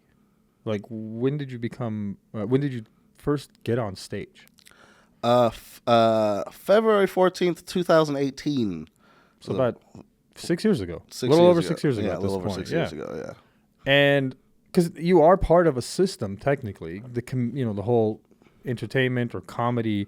Yeah. But that system does allow for you to make your own machine. Yeah. It's still part of the system Yeah. as a whole, but it is your own machine. It kind of requires you to make your own machine. All right. So I guess grand scheme of things, it's not that I'm a comic. It's that I'm a person that wants this Right. thing, and then comedy is the avenue I come up through, I guess.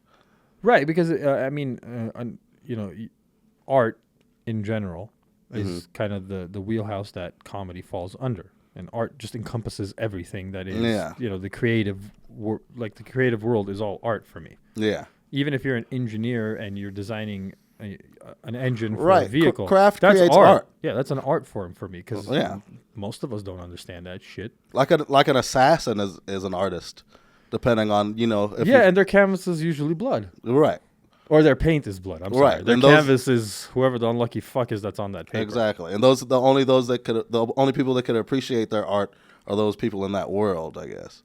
Yeah, and I think if you look, and this is gonna, I'm sorry, it's gonna be mean to say it, but like, if you look at the world of killing, Mm-hmm.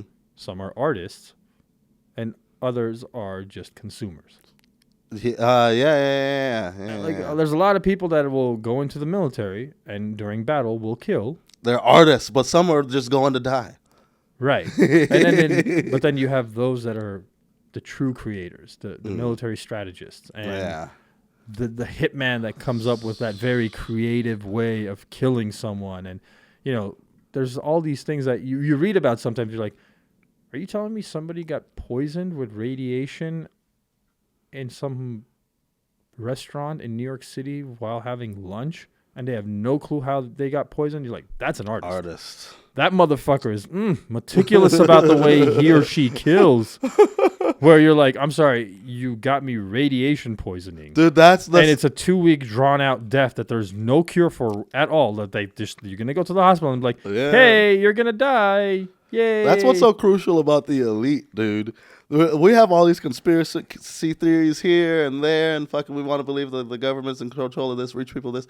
The things that they're actually doing, the things that they're actually willing to, the artists that they're going to hire to take care of these certain issues that might even be more trivial than we think. Oh, yeah. It's like it's still available to them. There's still like I guess we take it for granted. We want it to be this big thing. We make them larger than life, like these Greek gods, and it's an epic. Their power struggles are a big epic. When really it's super trivial that people die for something trivial on a high level. Yeah. And then very few people die for something that matters or for honor. Most people just die of old age or whatever ailment gets you. You know what I mean? Like Balenciaga. Well, never mind. How the fuck did you segue into that? No, there's this TikTok of this Balenciaga model going missing, and then they had a mannequin of him in the Balenciaga store that he went missing from. Oh, that's nice. And then so he pops up on the internet like a week later, or a couple months later, on his TikTok going, "Oh, I'm alive," but you can't see the bottom of his face, and you can't find him anywhere else online. Christopher something. Yeah, whatever, he doesn't matter. But what does matter is that my brain doesn't go that he was killed off. My brain goes into something completely different. What? That is one of the greatest marketing campaigns ever. For Balenciaga? Listen, Chris, here's what's going to happen, buddy. The numbers are in, and you're not really runway material for us anymore. You're 22, you're aging out of the whole modeling thing, whatever. That's what I was afraid of. But here's what we're going to do for you. I'm listening. Because we love you. I'm listening. And we see you as the future of this brand. Okay. We are going to make you disappear. Huh? And we're going to pay you not to post. And we're going to pay you to stay the fuck off of social media. And here's what we need you to do. We're going to fly you We're going to fly you to this island. No Epstein Island? No. Turks and Caicos. It's a beautiful island. Because I'm an adult. You'll have 5-star hotel accommodations. You just don't have access to the internet for the next 6 months. We need you to be off the grid. And we're going to make a mannequin of you and put it into the store where you disappeared from. Are you with me on this? That's some spooky shit, bro. Now, here's what's going to happen, buddy. We're going to take care of you really well during the next 6 months. You're going to get paid. You're going to be set for life. You just can't fuck this up. Because in 6 months, we're going to have you do a half-face, half-mannequin-looking post, and we're just going to keep shit talking. The whole world's going to keep talking about the model that disappeared from Balenciaga, and we're going to make a ton of fucking money. Well, I'm afraid to do this because I'm afraid if I fuck it up, I will be killed. Now, Chris, the other side of this coin is that we can just kill you and do it without paying you any Okay, let's money. do it. You know what I mean? Like, I feel like fucking people are so diabolical that they'll do anything. They'll do fucking anything. Dude, people don't want to hear this, but like I'm going to get a little... Again, Balenciaga, I don't fucking care about you as a brand. I hope you burn to the ground. I hate you, completely honest with you. I hate all high-end fashion because I think of it as a form of slavery. But fuck it, that's neither here nor there. There's so many things I think of as slavery. I seriously think of high fashion as a form of slavery. Yeah, man, they're putting people on display and their only value is in how they look. And it's like they're what? Is my only self-worth the name of another man across my chest? Yeah. Does the name Balenciaga make me real? Yeah, it's one thing if you choose that for yourself, but I guess that's. I mean, But how much of they it are did you choosing choose it. for yourself, or were you influenced into it? That's the other thing. Influence has been around forever, and fashion has been doing it forever and a day. But 'Cause- you know, there's a perspective that says the influence is who I am. I am the influence. Right, but who is influencing you? And my question to that is, if you ever take a close look at the people that are writing these articles or that are marketing for these companies or they're the heads of their fashion, like the head fashion designer or whoever they are, would you want to hang out with that person for more than 2 or 3 fucking minutes of your life? And if the answer is no, then you shouldn't be influenced by those people. Yeah. Then you are no longer You know, thinking you no for longer yourself. Like, yourself. if I don't yeah. want to hang out with you, dude, like, why the fuck would I let you tell me what I should be buying and not buying? And back to the point that we started off with, the way I got into comedy. Yeah, sorry for the tangent. You said Balenciaga, and we just were like, fuck it, everybody dies. This one leads back to the point where I started comedy was, so I moved up here, right, Yeah. to Dallas after my mom. So my mom moved up here. And a few years later, I came to visit, and then she had a seizure, and she had a seizure. I just dropped out of college or whatever, and then I came up to visit. She had a seizure in the elevator when I was there, and I was like, okay. and she fell out, and she like knocked her tooth out and stuff. Shit. I was like, fuck, I ain't going nowhere. Gotta be with mom. Oh yeah, and then so just being up here, only people I know up here is my mom and my brother, the one that I didn't get along with back in Houston. Okay. So he's in Dallas now. He moved up here to Dallas first, yeah. And so I was basically alone. I wasn't alone, but I was alone in as far as like like-mindedness, Okay. so to speak. So like I'm watching all these comedy specials, and I'm like thinking of like, where should I go hang out? What kind of people do I want to be around? Blah blah blah. What should I just do? And I'm watching these comedy specials, and it finally clicked. Where it's like, oh, That's what I need to be doing. Well, I want to be around these kind of people. So it's not even about what I should be doing. I want to be around these kind of people. So I should just go and do what they do. Yeah. Barrier to entry. Why not? Yeah. And that was it. And then, so you, February 14th, 2018, you get up on a stage? Just like. I'd been writing since the previous October. Okay. And then but it took me all those months to be like, oh, what I have here is worth going and just trying out. I know I had watched the comedian, the documentary on Netflix with Seinfeld and Orny Adams. I had watched that at that time, and I was like, oh, it takes a lot of work, takes a lot of writing. So I was like, okay, here's something that I'm willing to go fail with, and then boom. So I had no expectations of it being funny or whatever. So I go out to the mic, and I immediately am just hanging out with. There's people I'm hanging out with. There's immediately people that like they're saying things, and I'm like, I like everything these people are saying right now. And then I start saying stuff, and they're like, I like the shit that this guy's saying. And it was and like, you guys connect and you bond together. Yeah. And it was like, it's not that that's keeping me. That's not my driving force for trying to be successful in comedy. But that's definitely one of those things. That's definitely the thing that let me know. I was like, oh, okay, this is the right. I'm where I need to be at. All right. Couple of follow-ups. First, where did you go up on stage the first time? Hyena's open mic on a Wednesday. It Dallas was or Ash Fort Wednesday. Dallas. So, all right. Very cool. Mm-hmm. So, Dallas Hyenas. Shout out to Hyenas. It's one of my favorite clubs. Gang, gang. That's my baby right there. Again, words you can say that I cannot. It looks weird for me to say gang, gang. Look at me. Fucking Theo look Vaughn at says me. it. Yeah, but that's Theo. Theo gets to say it. Just say on G. Just say that on G. Isn't that on God? Isn't that the abbreviation for on God? Gangsters? On gangsters. On the gangsters, yeah. By the way, the whole on God thing, I never understood. I mean, neither. Why did people say that? I swear to God, it's basically that. Okay, it's just shortening it down. On God. That's what's wrong with this fucking generation. They don't want to speak actual sentences. But wait, so your point, you said you had 3 points. You were asking me where was a it? few follow-ups. So I was like, where'd you go first time, which was Hyenas, Dallas. Mm-hmm. What actually made you get up? Because you've been writing since the October of the previous year. Yeah. So you've been writing for a good while now. Yeah. What actually kind of made you take that leap? I was excited about telling people the stuff that I wrote down. Okay, so you finally thought, I've got good enough material that I want to actually try out. Yeah. Next question, how'd it go? Oh, I got a couple laughs or whatever. It was nothing. It was like, I've been doing open mics for 6 years now, right? It was like every open mic's kind of like the same. Yeah, and people, if you've never been to an open mic, most of them devolve into a group of comedians that are waiting to get on a stage, a couple of drunk people on a Wednesday, and then some random ass podcaster. Hi, random ass podcaster. I like this guy. The random ass podcaster is the most important person in the room, actually. I don't know why though. Like, I'm the least important person in there. Nah, how did it go though? So like I said, I got a couple laughs. The main important thing, because you know what? Because people, and then this is like famous comics saying this too. Like, oh, first time I got on stage, I didn't get any laughs. I don't believe that. I don't believe that at all. Somebody laughed at something.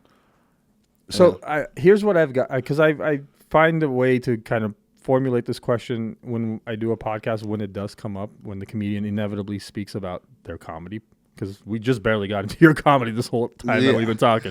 But I always get two answers. It's what you said is I got a couple of laughs, or I bombed fucking horribly. Yeah. And in both instances, It's the same thing. It's the driving force of them going up again and again and again. Yeah. Because they're like, I gotta get to a point where I'm not fucking bombing and I'm getting laughs. Yeah. So the only way to do this is just to practice. It's like falling off of a bike. You got to keep falling until you figure it out, right? And so that's what I was wondering is like, what made you get up? Where you got up? Oh, wait, quick aside. And how it went. You know what I mean? Quick aside. When I learned how to ride a bike, I never fell off the bike. Yeah, training wheels. No. I fucking like you would start going and then you just put your foot down. So you wouldn't fall. I wouldn't fall. I just put my foot down, and then so it was like 45 minutes of me putting my foot down every couple of seconds until I was able to go. So you're a quick learner. No, I had training wheels, and then eventually I took off one training wheel, which was I don't know why that. You could lean. That's like I literally took, and I didn't take it off. It just got loose. So it kind of fell off, and I was like, all right, I guess I got to deal with this now. That's humanity right there. So I was like, it was one of those things. It's like either you figure it out, or you don't ride, or bike you fall anymore. off, bro. Or you don't ride. And then I was like, oh, I can do this. And then I took off the other training wheel, and I was like, never looking back. Oh yeah, until I slammed into a tree or something. You slammed into a tree before? Because you try to do stupid shit. Like friends and I would make like ramps and try to jump off of ramps, and we take like a shopping cart we steal from like a Ralph's and then you pull or somebody a Kroger, on the shopping cart. And you're pulling somebody with the shopping cart, and they inevitably fall off because the rope that you were tying them with is a shitty rope. I fell plenty of times like that. But I think it's like one of those things where you have to have these small little dangerous experiments. Like, what's the worst case scenario? You're gonna break your leg or something as a kid, which I never did. But you're like, you want to fuck with it, you know? Like I never broke a bone in my body. Which, thank God, knock on wood. But I've torn one of these ligaments in my left knee. Crazy. It was crazy. The pain, right? The pain, not necessarily the pain when it immediately happens. That was more shock. The pain of trying to walk on it and the pain of it healing up afterwards. The recovery sucks. So fucking, I was during the pep rallies. This was like my sophomore year, maybe junior year, something like that. The principal, one of the assistant principals would always come to me and be like, "Oh, you're always excited and hyping up people or whatever. I want you to like during the pep rallies go and kind of just run around and kind of." He gave me candy. He would give me candy. I would throw candy and shit. Nice. Yeah. So one of the times I was running around, I had finished throwing candy, but I was kind of skipping around, and I did one of those. You jump up and do the heel click. Yeah. My pants were sagging a little bit, so I jumped up, did the heel click. When I landed, my pants were sagging, fucked up the whole angle of everything. And I fell, and then when I fell, it was the shock and then the knowing that, oh, I'm not going to be able to just get up and walk this off just like that. And I was like, fucking Christ, Jesus, fuck. And then I was like, help me, bitch, help me. The fuck? Like, I was mad. And did anybody help? Yeah, they immediately. Okay. The one teacher with the broke leg, she came and helped me. She was like, we got to stick together. Game recognizes game. Yeah. That shit was funny. That's hilarious, dude. That sounds so fucking funny. She hobbled her ass over there and helped me up. So after you get off the stage the first time, was it immediate that you wanted to keep doing this? Oh yeah, I immediately knew that I was gonna be doing this for the rest of my life, regardless of what else. It might not be what I'm making money off. I wouldn't. Even, it was like when somebody finds God, they find the Christian church, and they're like, "I found God. I'm going to church all the time now. This is just what I do now." That's just what it was. Okay. Yeah. You weren't looking. See, I think that's the more important thing is any comedian that I've spoken with, or anybody that I've spoken with that has truly found success, never got into it for the money. Really, it was for the love of the game. Huh? They're like, I just wanted to do this. This is all I wanted to do, and Yeah. I finally found a way to do it, and I became really interested and like completely entrenched in trying to figure this out. Yeah. And then you're like, well, what about money? They're like, I don't know, man. It was gonna come maybe, but I wasn't worried about that. I was just trying to figure out how to make people laugh and Yeah. not suck on stage for the first 5 years of my career. And like, Yeah.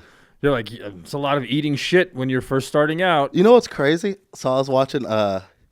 There's a show on Netflix. I believe it's Netflix. There's a woman in ancient Japan or whatever. She ends up like white people came and colonized or did some shit, fuck this girl, and then now she has a half white baby or whatever. Okay. And this baby goes and trains under. They grew up discriminated against because they don't like white people, and then so they go and train under this blacksmith. And then her whole thing is to get revenge or whatever, but she's learning under the blacksmith. She eventually picks up the sword to go fight.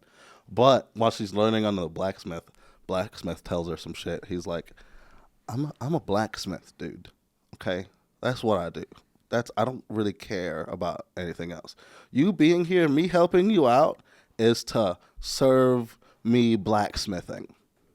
Oh, interesting. Right? So you could have all these emotional things you want about it, but I'm just a blacksmith.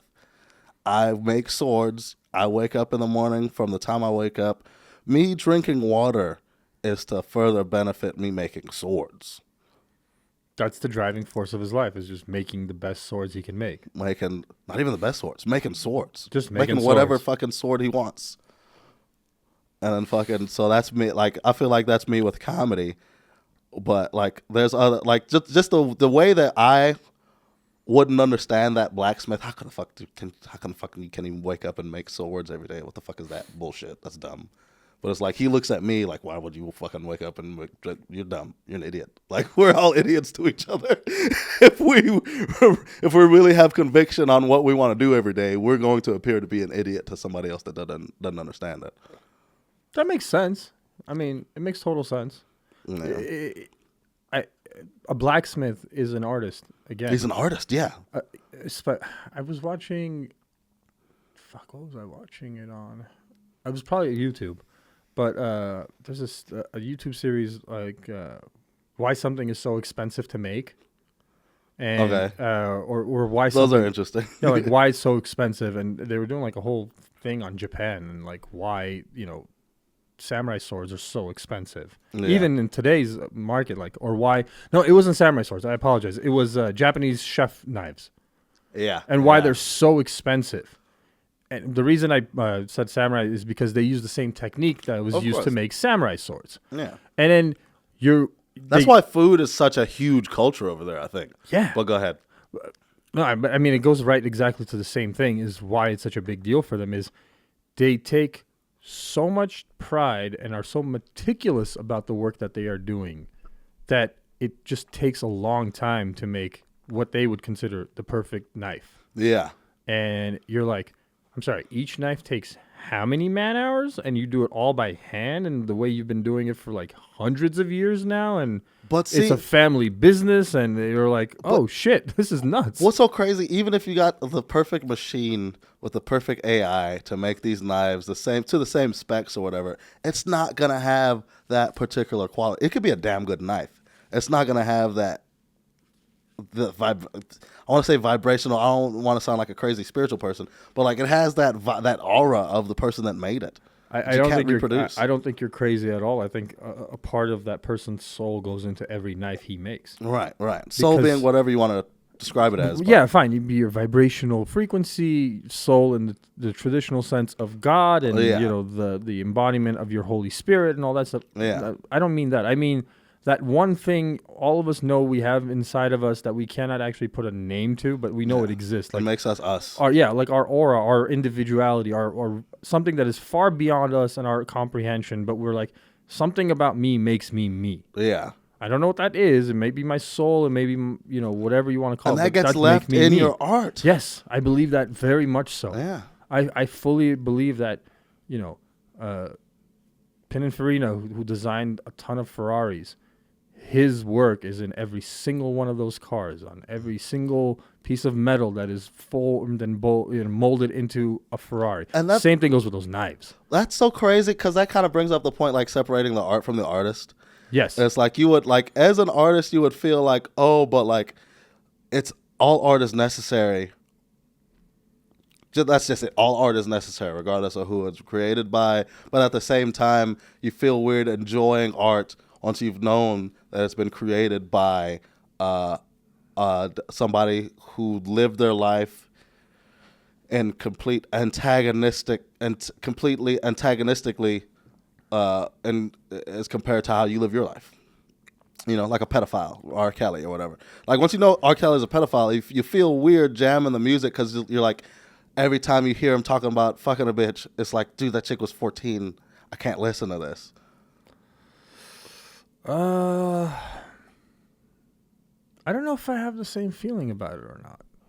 I'd listen to it, but I'm not saying what he did was okay. Yeah. In any fucking universe at all. Please do not misconstrue me as saying peeing on a 14-year-old is okay, or anything with a 14-year-old is okay. That's why it's interesting, because he did fucked up shit. Yeah, but I feel like it takes a certain level of strange and insane to make the type of music that is revered by so many people as amazing music. Oh, yeah. Be it Michael Jackson, be it R. Kelly, be it Beethoven, be it whoever you want to put in. Yeah. Not that I'm saying Beethoven peed on girls. Not.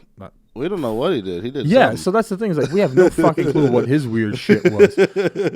But the truth of the matter is, anyone that's like on the outliers of society, these people that are just like in the extremes, usually come from extreme backgrounds where some really horrific shit happened to them. Yeah. And then they start creating some of the most beautiful art. You know what I think it is? So you ever heard of transcendental meditation? Yes. So you create a password that only you know. You don't tell it to anybody, for the purposes of for it to work. Right. During the meditation. So I don't think it's that they have fucked up shit that they do, or like not even like quirky. Not even that they're quirky. The most successful people and the most like creative, brilliant minds when it comes to creating art have something that they will not share with anybody for any reason. Yeah. It doesn't matter if it's bad, if it's good, if it's whatever. It's the fact that they're keeping it to themselves and never sharing it. That, I feel like that creates an energy of like of progress, and for lack of a better word. Huh. I never thought about it that way. So you're saying like someone will have something very, very personal to them that they don't share with the world. It's like their own statue or shrine or type shit, driving force maybe, or I don't know. Whatever it is, whatever it may be. Let's say they. Well, what's yours? Here's the hard-hitting questions. See, why would I answer that? See, you brought up R. Kelly, so I like feet, man. See, that's the thing, though. But no, that's the thing I will share. That's not the thing I won't share. I never got that though. I don't understand the whole foot thing. No. So there's parts in the parts of the female body. Well, I guess the human body that will emit the pheromones and the sexual chemicals or whatever out of their body. It's the armpits, it's the genitals, it's the hands and feet. Okay. Hands I like. Beautiful hands on a woman. Yeah. Oh yeah. So it's like it's not necessarily. I would say I'm more connected to my primordial urges than people are willing to allow themselves to be. So I can not only am I like everybody could smell not necessarily physically smell, but everybody is receptive of the chemicals that other people Right. are putting out. Pheromones are not meant to be actually smelled. Yeah. They're meant to be absorbed and like your brain registers it, Right. but you yourself like Right. So that's not usually how it works. But right. So exactly. So while that being said, people are so repressed in certain ways that not necessarily that they have to be turned on by feet, but they're not receiving. They're not allowing themselves to be turned on, I guess, by the things that it's there to turn them on. Okay, but I can take in those pheromones without ever actually getting close to the feet. Yeah. You know what I mean? Like, not saying that you have to automatically be attracted to that stuff, but just like the fact that I am attracted to it means that like it only means that I registered that this is where sexual chemicals are coming from, and I just lean into it. Okay, It's one of those things. Is like we all have our own weird sexual things. Yeah. But then, fuck, man, sometimes I meet people and, like, you interact with them and you're like, you probably are the most boring person in the fucking bedroom, aren't you? Yeah. And you meet people like that. You're like, no, you're not some hidden freak or something. You're just boring as fuck. Oh, man. But those people are lucky. They have the best sex because they could have bad sex and it's good sex. This is very true. Yeah, because when you've got, like, this thing in your head and you know what, like, good sex is versus bad sex. And then you meet some people that are just like, well, mediocre's good too. Oh, and you're like, fuck, I hate you people. You know what? You're oblivious to the world, and you're so happy. Kind of drives me up a wall. So I have a girlfriend. So when I cook, like I told you, I'm really into cooking. Yeah. So like when I cook something that I deem I'm like, this is good. It's because I have a full body reaction. Like I damn near like my soul comes. I'll take a bite and I'm like, oh, that's the chicken right there. I did good right here. And then but I cook for my girl almost every day. And sometimes it's better than the others, but it really hits me when I feel like the meal's good. But I'm like, how is it? And she's like, oh, it's good. It's fine. Yeah, I'm eating it. And it's like, no, there's nuance. What the fuck? like even if you don't like it, tell me what you don't like about it. Tell me why it's not the best. Tell me something. It's fine. It's it's food. I could eat it. It's edible. Like fuck. Yeah, but there's people like that just for whatever reason they don't look as food as something that can induce pleasure. I think it's the same thing with sex though. Like however you're explaining about the food. The people that are like, oh, they must be boring during the sex. I think it's the same thing. I think they just don't register. Because I've had food that has been an orgasmic experience. Yes. Where you just sit there just fucking baffled that somebody can take chicken and potatoes and whatever the hell else is in that recipe and just turn it into the greatest meal you have ever had. And you just sit there going like, how? Bro, how did you do this? That's why I hate recipes, because there's no way to get that with just strictly following a recipe. I feel like you just have to have more of a fundamental understanding of what the process that you're doing. I always say this is like whenever you look at a chef cooking, like a professional, really like someone well known, take Gordon Ramsay for example. Yeah. Let's just say. Or Jose Andres, or whoever, Wolfgang Puck. Take someone that is a well-known. I hate using the word celebrity chef, but like as a well-known chef. You ever notice that they don't have measuring cups and measuring spoons in their fucking kitchen anywhere at all, in any way, shape, or form? Now, why is that? But they make the best fucking food you'll ever have, and they write recipes in books that you will buy. All right, because the recipe isn't for them. But they don't have that shit. The recipe isn't for them; it's for you. And they will always say the same thing. They're like, if you're not constantly tasting your food as you're making it, you're not going to make good food. Because as much as the recipe can say, 1 cup of sugar for, let's say, a pie or something you're making, you're like, do you really need a cup of sugar? All right. Or maybe you needed less, and you just got to slowly mix it into the batter, and then you taste the batter, and you're like, okay, now this is sweet enough. It's not about constantly tasting. It's about knowing when to taste it. Well, see, that's the things I don't know because I'm not a chef, and I make some mac and cheese once in a while, and that's a souffle here and there. But again, I'm very stringent to my measuring cups and shit. So whenever you're cooking, let me I just want to know if you find yourself doing this. I find myself preferring to cook each like for the most part each ingredient separately, and then adding them together at specific times, and then changing the heating and stuff based on how far these different ingredients have cooked separately. See, now I feel like I'm just some schmo that walked off the street to buy a car, and you're an aficionado going like, but you know the timing ignition and then this, and then the wheels are like that, and it's got the ceramic disc brakes and all this shit, and I'm just like, hey man, I just want a Toyota Corolla to get me to work. Okay, my bad. I think that's the cutoff that I have. It's not your fault. It's my fault for being like like you just said something, and I'm just sitting there going like, what does that actually mean? Hold on, I've never actually done what he just said. I just cook.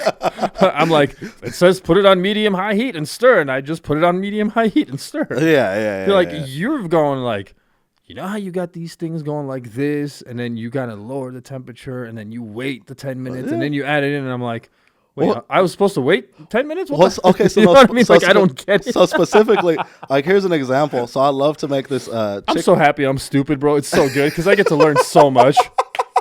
Learning every day. Hell yeah, dude. I love being dumb, dude. It's so good. That's the funny thing. You're smarter. You're smart because of that. Specifically because you want to be learning stuff, and you understand that there's so much that you don't know. Oh, hell yeah. By this time, you know more than anybody that doesn't have that mindset. I love it. I honestly love the fact that I can continue to convince myself that I'm a moron, and I just need to shut the fuck up and listen, because it's the best way to. I get so much cool shit comes up. So shut the fuck up and listen. So, come on. So I'll make Marcus. this stew. Okay. All right. It's very basic. It's just potatoes, carrots, celery.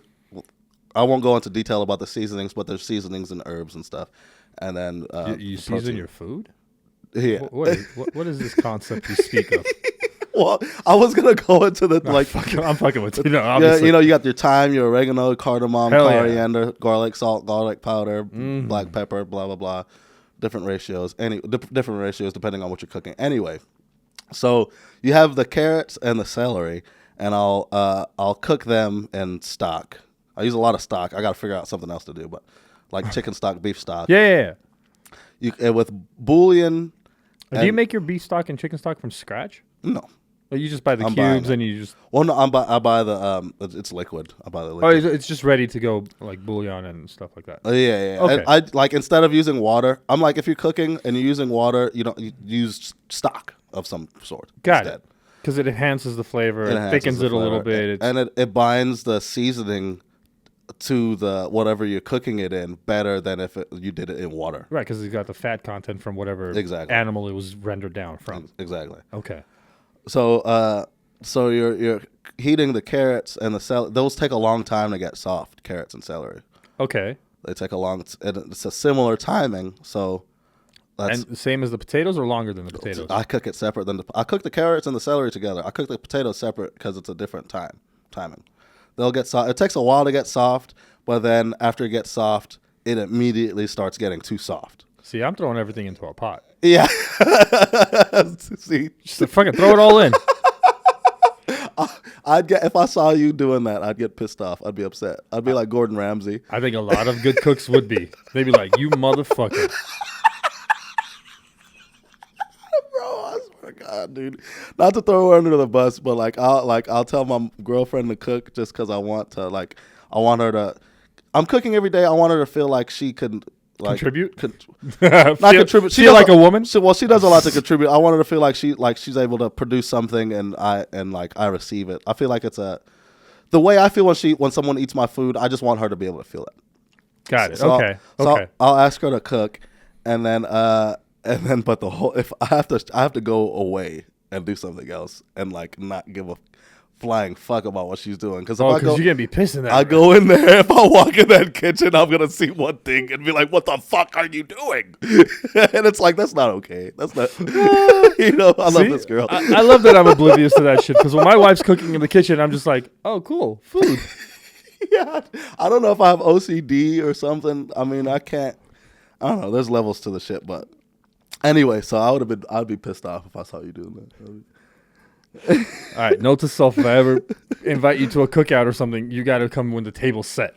Come when the table's set, Yeah, or it's like, yeah. Please take a seat. This is where you will be eating today. Please don't look in the kitchen. Or just have something for me to be distracted by. Let me cook something so I don't see you fucking up this other dish.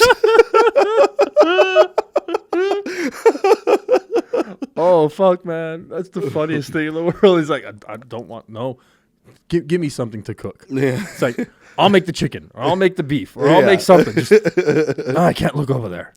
That's the greatest thing in the world, though. It's like, how do I piss off Marcus? Well, put a bunch of shit in a pot and see what happens.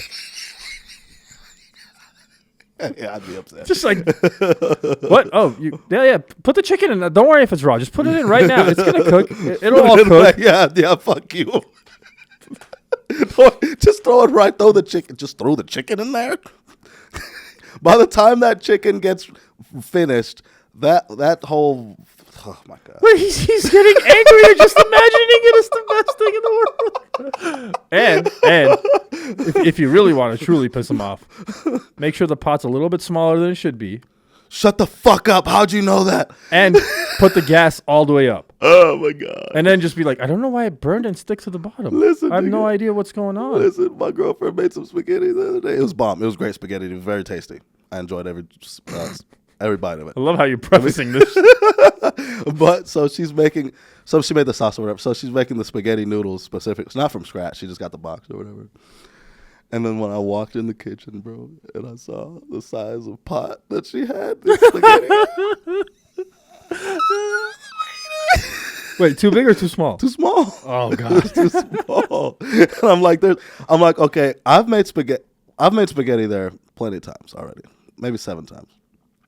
There's a spaghetti pot that I use every time for spaghetti. This is what this pot is for. I barely use it for anything else. It's for spaghetti. And so I walked to the kitchen.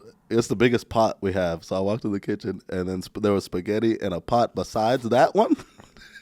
Like, I was unreasonably upset. It was, yeah. It seems like something that anybody like would be standing from a side going like, wait, you had an argument? What? Why? No, it wasn't. Well, it wasn't an argument. Okay, you just got upset and left the room. You were like, I can't be here right now. Well, yeah, because it's one of those things. Like, I could see myself starting to, and I'm like, she doesn't deserve that, right? This is my She doesn't know any better. Yeah, it's a personal problem. Forgive them, Father, for they know not what they have done. Exactly. And the whole point is, you use too small of a pot. I'm gonna kill you. Wait, what? But yeah, so I will never invite you over to actually see me cook. You will be invited over to eat the food. Right. Oh no, I was gonna finish the process. Yes, yeah, please. So you use the stock for the carrots and the celery, right? Okay. And then you season it. I like to use turmeric and ginger or whatever.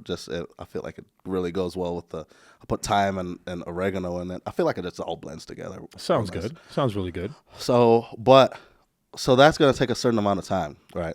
But I cook the chicken in stock, Okay. like on a lower heat for a long time.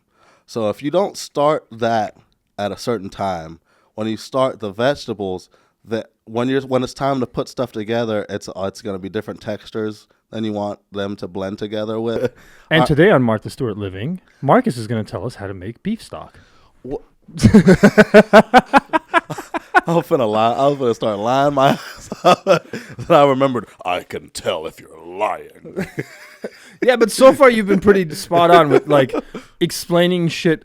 And even that, like, even though I don't know how to cook very well, I could tell if you're like blatantly trying to lie to me. Yeah. But you can tell when someone's talking about something and they know what they're talking about versus they are, I TikToked a couple of fucking videos and I can pretend like I know how to make a stew. Yeah, no, bitch, you don't know how to make a stew. Come on. This guy's talking about at 2:45 p.m. exactly is when you turn on the chicken. And at 3:15 p.m. is when the potatoes and the celery go into a completely different pot of X symmetry and need to be cooked. And you're like, yeah, he's probably not lying. You know what's so and if crazy? He is, he's doing such a great fucking job that I'm an idiot and don't know what the hell's going on. You know what's so funny about that though? So like with timing, dude, I like to get high before I do a lot of stuff.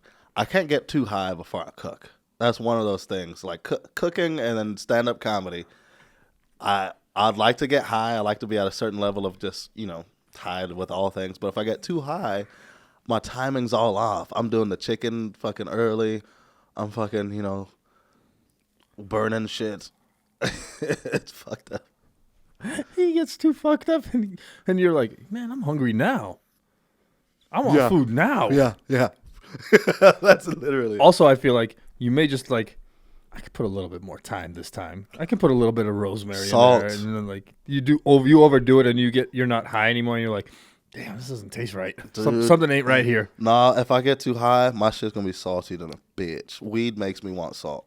Interesting. That's fucking crazy. Most people say they want sweets and like random snacks and shit when I don't they're like high. sweets At all in general.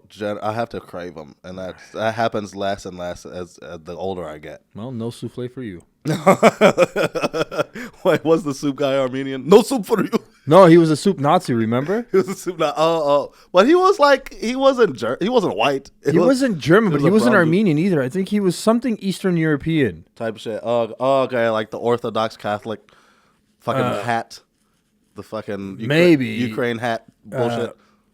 What's the Ukraine hat bullshit? Hold on, something I don't know. I'm just putting words together. But like those Soviet guys that had the hats, the fucking flap hats. Oh, I know what you're talking about. Yeah. Okay, I get what you're saying. No, wait. Fuck, it's going to drive me insane. I want to remember where this guy's from. I thought he was Polish. And that's why they made the soup Nazi thing reference because of Warsaw and like everything, like Auschwitz and all that stuff in Poland. And Oh, yeah, historical politics I'm not really privy on. They killed a lot of people in Poland. The Nazis did. Did they? Yeah. A ton of people. Oh man, Poland was like the unlucky area. They were the first to be invaded and conquered very, very quickly. Just like they were like, all right, fuck it, you're here, it's yours, have fun. Yeah. They're like, we don't want to die over this shit. They're like, they sound pretty Jewish. You kill everybody else. They sound extremely Jewish. Polish. Fuck, man, I can't believe talking to you is the episode that gets me canceled for Nazi references. It just doesn't make sense whatsoever. You're like, wait, a black guy and an Armenian guy talking about Nazis and he got canceled. This sounds like you're missing one more guy for a joke. Dude, that's so funny about people. We have no skin in that game. At all. That's like Chinese people saying nigga. It's like, go ahead. Who gives a fuck? You didn't enslave anybody, I guess. Yeah, they enslaved each other. Wait, is that why Latin people get away with the N-word sometimes? What is that fucking thing? Like, why? How come Hispanic guys get to say the N-word? What is this connection? You know why they get away with it, bro? Because little Josue and Jesus and them, they grew up with us. In the neighborhood. In general. They grew up in the same poor neighborhoods with us. They came over here speaking Spanish. When they learned English, the people that was teaching them English on a day-to-day that they're working with say nigga all day. That's what we're saying. So they just learned it without knowing that this could be culturally offensive. Right. And then your people were just like, well, fuck, we taught him this. Well, we can't not let him use the word that we taught him. Yeah, it's not even a conscious decision. It's a unconscious thing, but I just thought about it. Right. To where this is the explanation that makes sense for me. Just like when I speak Spanish, I grew so when I first started working, I'm working in warehouses. And I'm pretty sure it's been like this since Mexicans encountered black people, but we've been working in that class together of work together, right? So they keep coming, they keep learning English from us, just like I learned Spanish from them. That's not polite. That's not a polite company thing to say, especially to a woman. Like, órale, güey, ¿cómo estás? No mames, right? It's different words like that, or it's like even if they explain it to me, I still don't have the cultural understanding of it to not use it, even though that's what I've been taught to say. Right. Okay, that makes sense. You know what I mean? So they get a pass to an extent, but there's white. You don't have to be white to be white. You know what I'm saying? I get what you're saying. if you ain't got no business saying a word, then that it shines through. There's white people that could say nigga. Who? Who's white people? Who? Name one white person.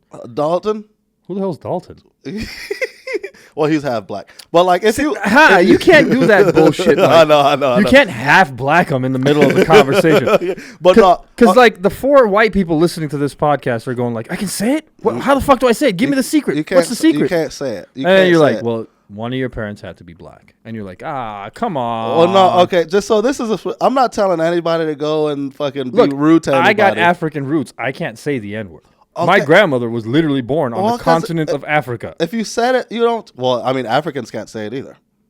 Why? They ain't got no skin in the game. What the fuck you mean? It's literally their skin. Fuck. I'm just racist. I don't like Africans. But see, that's the other thing. Fucking Ari Spears does this amazing bit. It's an old one. It's been out forever. Where he talks about like how Africans treat black people from America versus the white people from America. Yeah. I can't fuck it up. I can't do it the way he does it. He does it so wonderful. Yeah. It's one of the funniest fucking things in the world. But I was like, I wonder how much of it is truth. And now I feel like there's a lot of truth to this where African Americans aren't treated well by Africans in Africa. Yeah. Well, it's a classism thing. Like the imperialism that makes it to where white people act the way they do, like the aristocratic era, the feudal era with like the kings and royalty and nobility, and that's where they got polite culture was from those people, and then like the commoners, they chose to, if they want to be classy, they should act like that. So the aristocracy fucked everything up. Well, fucked everything up in a sense, but African culture has that same aristocracy. The kingdoms and blah blah blah. They came up in the same way. Yeah, these are. But African Americans, we never came from aristocracy. See, there is no aristocracy amongst our culture because it started 300 years ago when they brought us here on boats. That's the other thing is like that kind of was always drove me nuts of trying to make 2 + 2 become 4 in my head when it comes down to black people being called African American. Mm-hmm. I'm like, what the fuck is the connection to Africa? You can't tell me who in your family is from actually Africa because it's been so long that you've just been. Yeah, I have to go 23andMe it.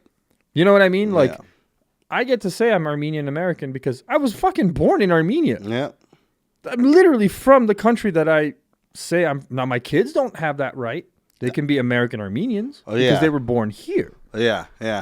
But you're the Armenian American. Yeah, because I was born over there. You're Chinese American because you were born in China and you immigrated here. Mm-hmm. Gen 2, Gen 3, when they're actually I'm American Chinese. American. I'm American Korean. I'm just American. You know what I mean? Like, it's only your group that says we're African American, and you're like, how the fuck do you keep saying that after 19 generations of not being in Africa? We're split in between. That's why most of us go by black. We're just black. And that was fine. I was like, okay, cool. Like, that's more of a cultural thing than it is a racial thing, really. Yeah. The black culture. Yeah. And most of us adopted certain things of black culture growing up. All of us did, to a certain degree. There's things that are like, seasoning food is one of those things that you're like, oh, fuck, really good chicken comes from African Americans. We want really that. good barbecue comes from African Americans because they had seasonings and flavors and intensity to their cooking. They call it cultural appropriation, but it's assimilation. We want that. That makes us safe in this country where they brought us here and forcefully. That is a bullshit fucking term. That cultural appropriation. That's what I'm saying. Yeah. Because you can go talk to anybody that is Latino, right?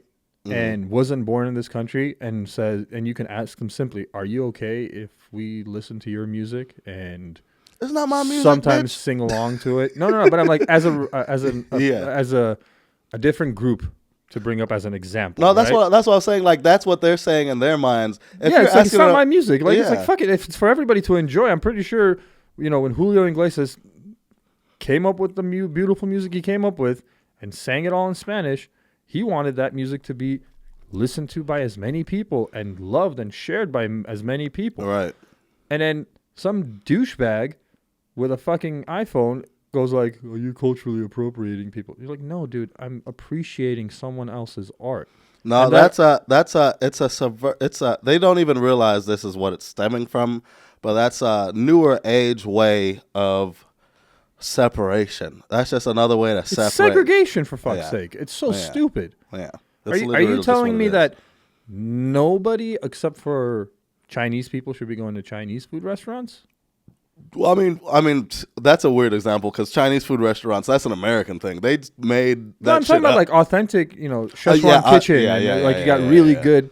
I'm not saying Panda Express. Yeah. And I'm not talking about the, Lucky Dragon Chinese food Like place. actual No, Chinese I'm talking cuisine. about like, really good Chinese cuisine that is at its root using Chinese recipes and the way And of cooking techniques and and stuff, techniques yeah. and all that.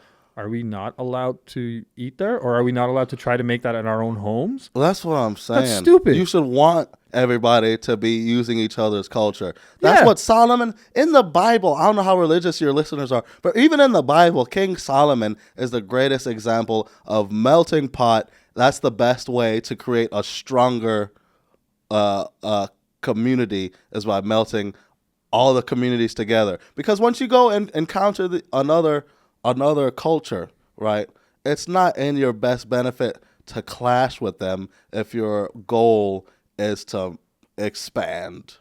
Yeah, exactly. And to answer your question, all I have is Christian fundamentalists as listeners.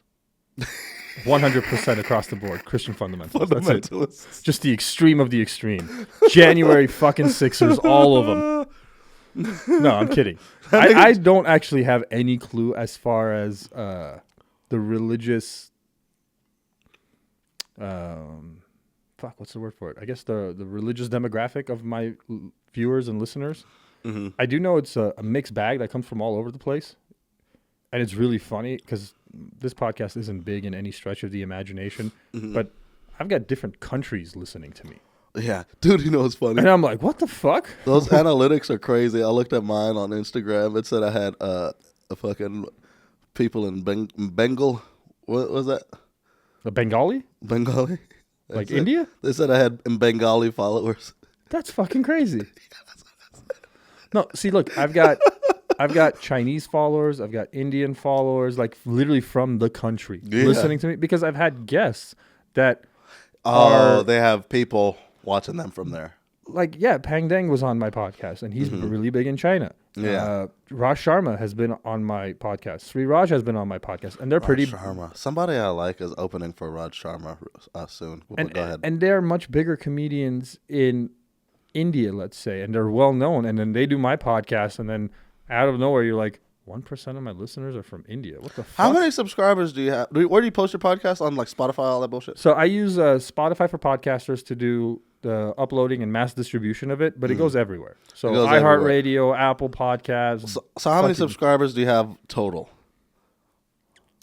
Last time you checked.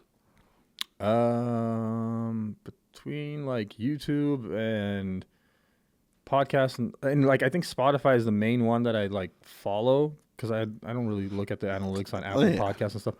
I don't know, roughly about 100 something followers on just like pure podcast listeners. Oh, yeah. But like social medias are a little bit bigger, 300 on IG and then That's like a couple that's of hundred on TikTok. That's enough to have like probably a representative from every culture. Probably, yeah. Oh yeah. It's funny, like I mean, it's 98% is the United States, and then 2% is just all over the place Yeah. of like different people that listen to your podcast, and you're like, well, I wasn't expecting that. You're probably gonna get one follower from Baytown. That'd be awesome. Yeah, the Baytown Crips are gonna start fucking tweeting at me and shit. McNair Crips. McNair Crips. McNair. Okay. There's a distinction. Sorry, boys, I can't give you a shout out. Technically, what you're doing is criminal activity, so like, You know what? I want unless you're like the Crips that are legally doing sheep herding and shit, that'd be funny as fuck. to do Crips because the acronym is Community Reconstruction and Progress, right? So fundamentally, it shouldn't be about criminal activity. Fundamentally, Shouldn't be. it shouldn't be. So I wanna change that narrative, and that's what Nipsey Hussle was doing that before he was killed. People say that was a political assassination, but it turns out it was just some low level gang shit, which kind of sucks.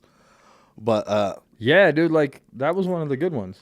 yeah. That was one of the good ones that should still be around. But so he was doing some real Crip shit. He was taking his community and he was making sure that each individual, the best way possible, every individual in his community, their standard of living was raised, and that's my goal as a whole, dude. I want to do some shit like that.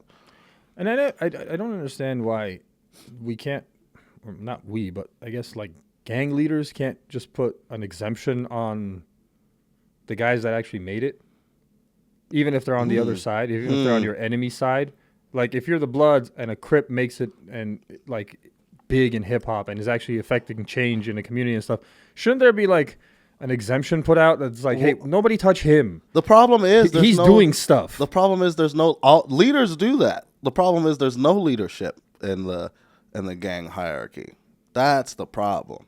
You guys need a democratic process. You need every 4 years to pick a new person to lead the Crips and the Bloods, and they should meet on mutual territory once a year to discuss the happenings. Well, that's the thing. You could only do that if the work you're doing as a leader is actually making these young people that are going to be voting and blah, blah, blah, making their lives better.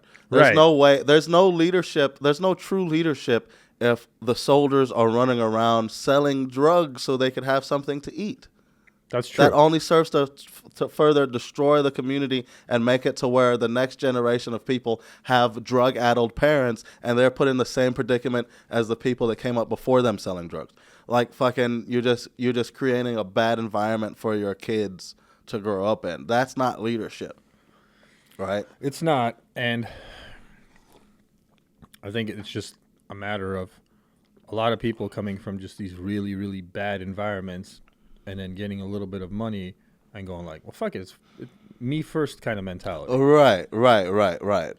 it's only a rare few like a Nipsey Hussle or, I don't know, whoever else may come to mind, like a LeBron James or, I don't know, there's a ton of these people that exist that came from these really shitty, bad environments and then were like, I'm going to do something. I'm going to try to change something. Right. Like, you know, and they actually try to affect change in their communities. Well, there's certain things like I'm pretty sure there's a high percentage of people that like they have a lot of money, so they put their money in the hands of people that are showing a good face to the public that they're doing good stuff, but behind the scenes, the fact that nothing's really happening to change, and they're just spending money fruitlessly to line other people's pockets, and they think they're doing a good thing, or they, at the very least, they're putting on a strong face for this movement when really they're just spending money, or they're just putting money in people's pockets. But like a systematic change, Nipsey Hussle has actually literally been the only person that I've seen making a systematic change. Lil Baby. Isn't that the dude that shot some guy in Walmart? No, that's The Baby. The Baby. Wait, there's more than There's one? multiple babies. There's Baby from Cash Money Records. Motherfucker. Seriously? There's a lot of babies in the black community. And a lot of little something. Lil, yeah, we love Lil. Or young, whatever. Mm-hmm. Why? Underdog. As part of the community, can you tell me? Ethnic people love the underdog story. Yeah. Right? So Lil Chapo or whatever.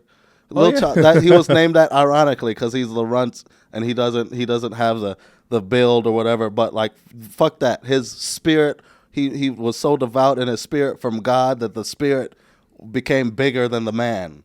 Okay. That makes sense. You know, we love that story.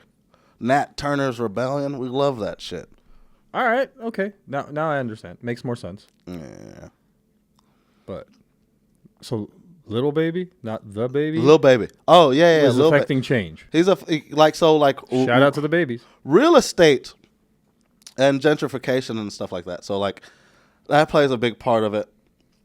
So generally, when a community gets gentrified, it's so that the people it's cheap land. The people are living there because they can afford cheap. Right. Gentrification usually happens. You come through and you build up an area and make it more expensive. You push the poor people out and you move rich people in, right? Well, people like Lil Baby and Nipsey Hussle, they're going into communities where there's like it's cheaper, right?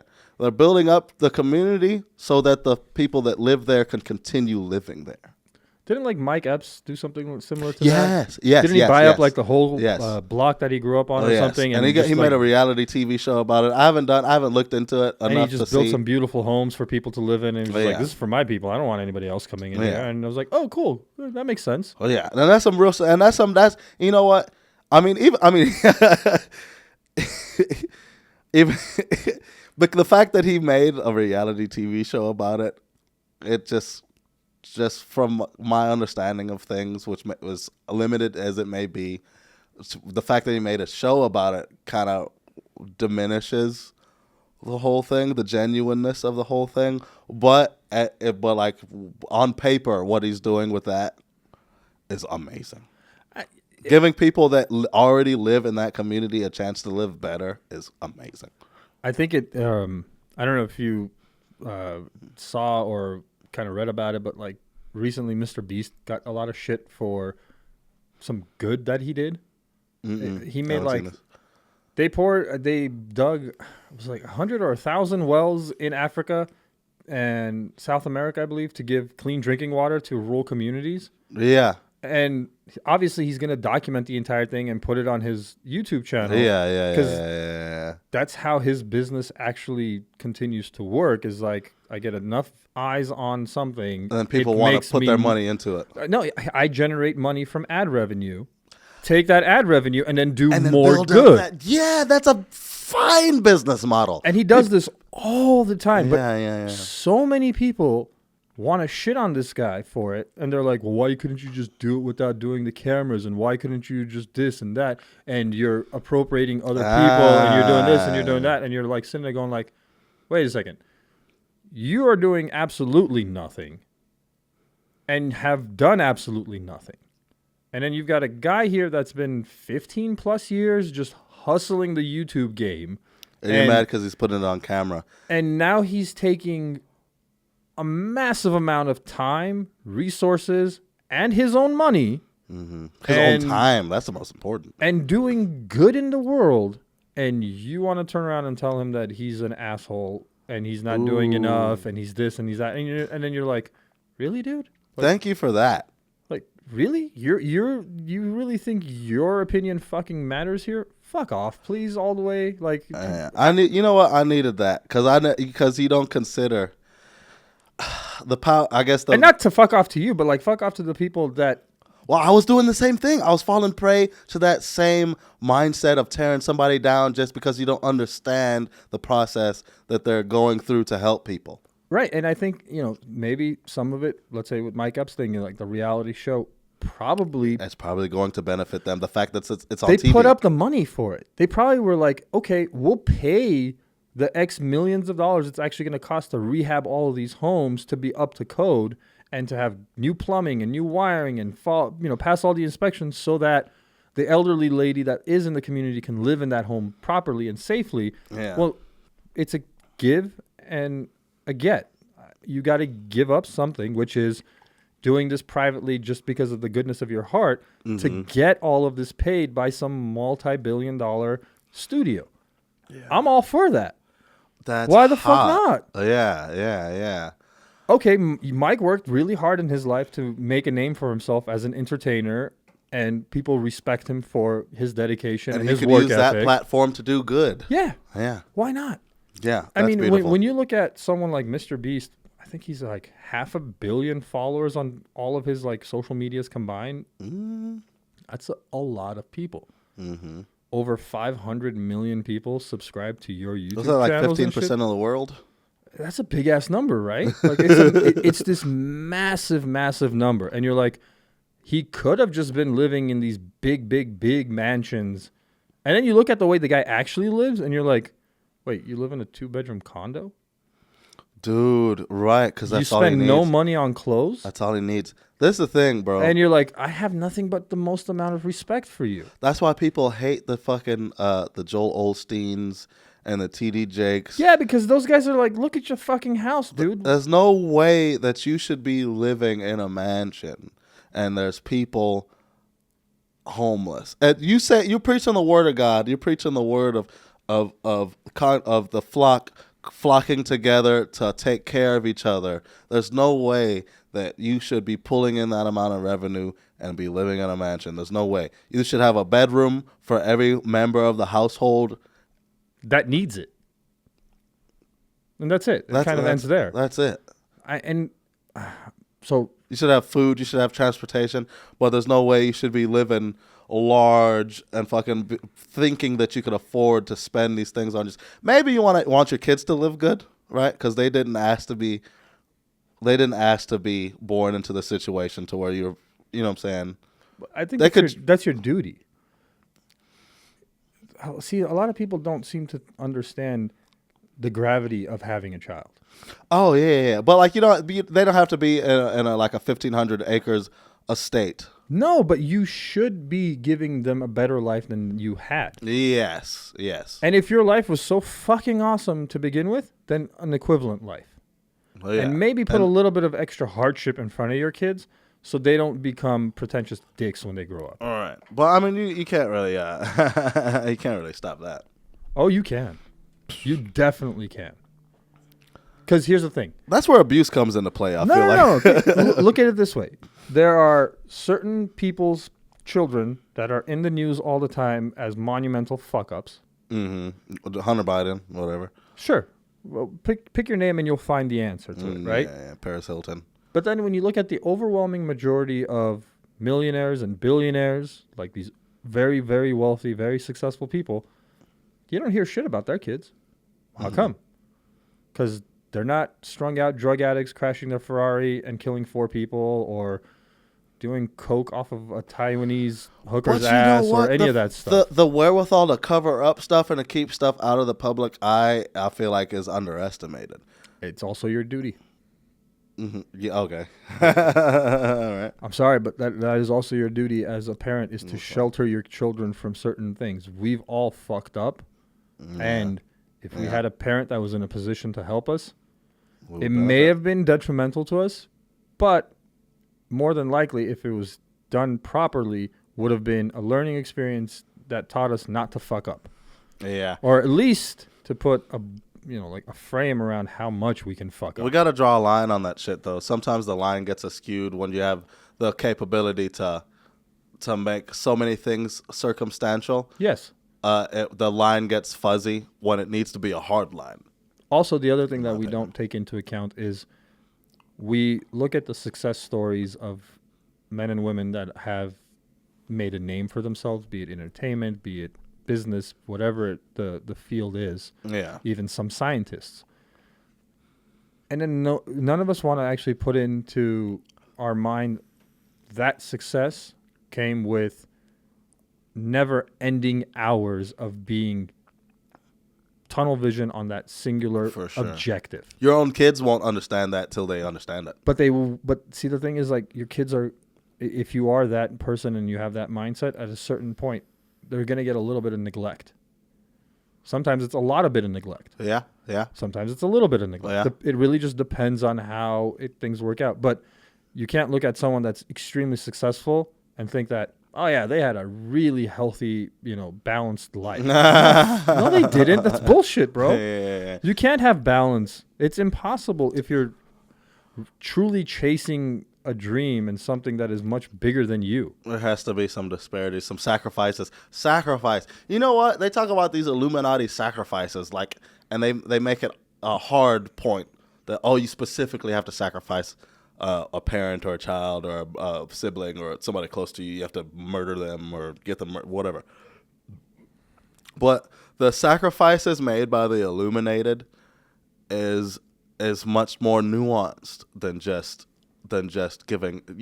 It's not so easy that you could just kill somebody and become Illuminati. Right, I get what you're saying. Like the sacrifices made by the Illuminated is the daily sacrifices, the comforts that they give up in order to create this world that they had in their imagination. Yeah, it's when they did the interview with Elon on the early days of Tesla, and he's like, I just sleep here on the couch. He's like, I can't leave. And you're like, but this is the warehouse where your cars are being built. And he's like, yeah, I have to be here. He's like, I can't afford the time to actually go home and sleep and then come back because that time can be used for work. Right. And then you understand very quickly that there's a level of insanity that needs to go in to becoming an Elon Musk. Dude, it's not even insanity at a certain point. You have to be insane. Come on, man. I feel like insanity is relative. That word is it's not relative. A bad thing. Okay. I don't look at it as a pejorative. I look at it as a superpower. I honestly do. The hyper-focus, the ability to hyper-focus. It's a type of insanity because it drives your mind nuts to think about anything but that. Yeah. Because your brain just all it wants to do is work on that. That's me if I saw you in the kitchen. He's like, fucking get that stock out of there. No. Dude, okay. That's a saucepan. No. We have to wrap it up. I'm going to take charge again. We have to wrap this up very soon. Okay. But I do know from what you've seen from me as a comic that you might have some insights or some questions or some curiosities as to me doing my stand-up or whatever. Let's get back on a comedy route. Alrighty. So that's the other thing about this podcast is like I interview comedians, but it's not a comedy podcast. No, I see. You know what I mean? I like, see that. It's just more of like, hey man, you like this comedian?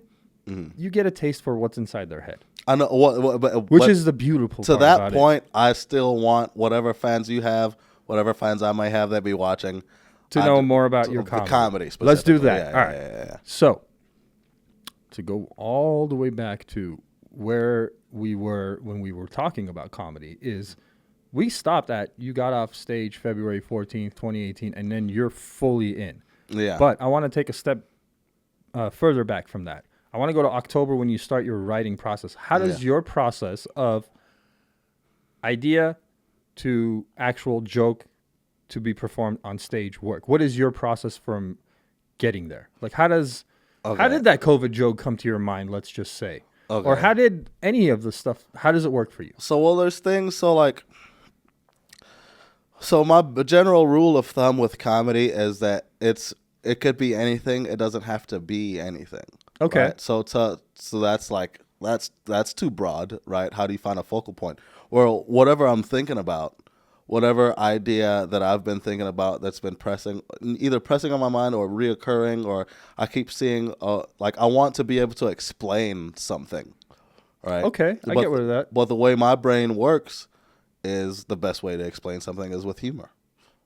Okay. So anytime there's something that I want to portray to just another person, I'll go fucking talk to a person. I'll bother you. This is my favorite thing.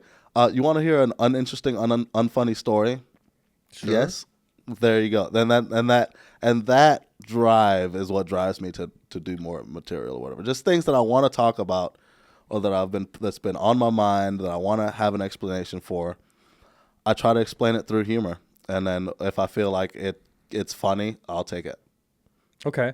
So let's say to that, does it just something you're driving pops into your head and you're like, oh, I want to kind of work on that, and you just start breaking it down into its pieces and then trying to find the funny from it? Or does the funny pop into your head and you're kind of like, okay, now how do I make this an actual joke? It's both. I feel like the funniest bits that I have comes from that's funny. Like you live in your head all day. You have thoughts or whatever. Some thoughts may be dramatic. Some thoughts might be traumatic. Whenever I go, that's funny, I'll be like, okay, I could write that down or blah blah blah, and then that'll be the best material. That'll be the stuff that works the best. Like I had one bit. I don't do it anymore, but because it's super hack. But it's like, oh, my baby mama got a sex change. Now I gotta drop my kids off with my baby daddy now. Okay. Just that idea itself, I was like, that's funny. I'm gonna figure out a way to turn that into a bit and like make it interesting for people to listen to. I mean, there's a lot to it, and I guess depending on where you want to take that type of humor, it could be really highbrow or lowbrow. Right. But like as me personally as a comic, you could do lowbrow stuff within highbrow stuff. You put corn, like corn is hack, right? Corn is that it has no real substance. There's a filler, there's carbohydrates, whatever. Put that in the meal. You could eat more, you'll be full, and then you still have the nutritional benefits of the other stuff that you have. That's hack material for me. So like I want a sandwich. If I have something that's hack, I'm still gonna try my best to sandwich it in with some savory depth of flavor. All right. That makes sense. Okay. And then, so let's say you just work out a bit and you've got an entire thing and you perform it and it just doesn't hit, what do you do with jokes like that? Do you continue to rework them, or do they go on a back burner and you want to revisit it at a different time? Like, So is there like a page full of stuff that hasn't even hit there a is. mic yet? There definitely is. But like, so there's the thing. When I go out on stage to say something, it's mostly intuitive for me. So if I say it out loud to people, I'll intuitively have either, if it both times it doesn't work, right? Okay. In both circumstances it doesn't work. But in one circumstance, I take it out and it doesn't work, and I'm like, oh, but this idea is funny, but it didn't work because I didn't say it right. They don't understand. And I know when I say it, as I'm saying it, I know and I feel that I'm not saying this in the best way for it to be understood to be funny. And then there's the other circumstance where it bombs, and I'm like, that just wasn't funny. Got it. Okay. But that's intuitive. I don't even bother myself. I don't even stress myself out to try to worry about the difference. I just intuitively know the difference, and I'll go from there. So it isn't until you actually get to the stage where that intuitiveness kind of like jumps in and you kind of figure out what you want to do with it? It's only, you could say that, but even on an even broader perspective, it's when I tell it to somebody else. Okay. I'll get that same vibe. Like, I'll go try it out on my mother, right? I've got bits, and there's bits where she's like, that's not funny. Nobody's going to like that. And I'm like, but I've already said it out loud, and I'm seeing her reaction. I'm feeling her reaction. And I'm like, no, it is funny. I just kind of have to make it relatable. I have to word it differently. And then there's some stuff where I just say it out loud to her, and as I'm saying it, I'm like, this isn't funny. Okay, I'm not going to tell this to anybody else. So it isn't until you actually like speak it out loud and your brain kind of like triggers this. Once I speak it out loud to someone else and see and feel their response to it, you know if it's going to be good or not. Yeah. Okay. It's very different from others. What have you heard? I think a lot of times people that write down, usually they know it's going to be funny. Mm-hmm. And then they'll just do it for the first time on stage. And then from there, they'll start word economy or reordering things. Yeah. But usually, like when it hits the stage, they feel that it's to a point where it deserves to be spoken on a microphone. Right. No, so that's the thing. I'll feel that way about jokes that aren't going to work.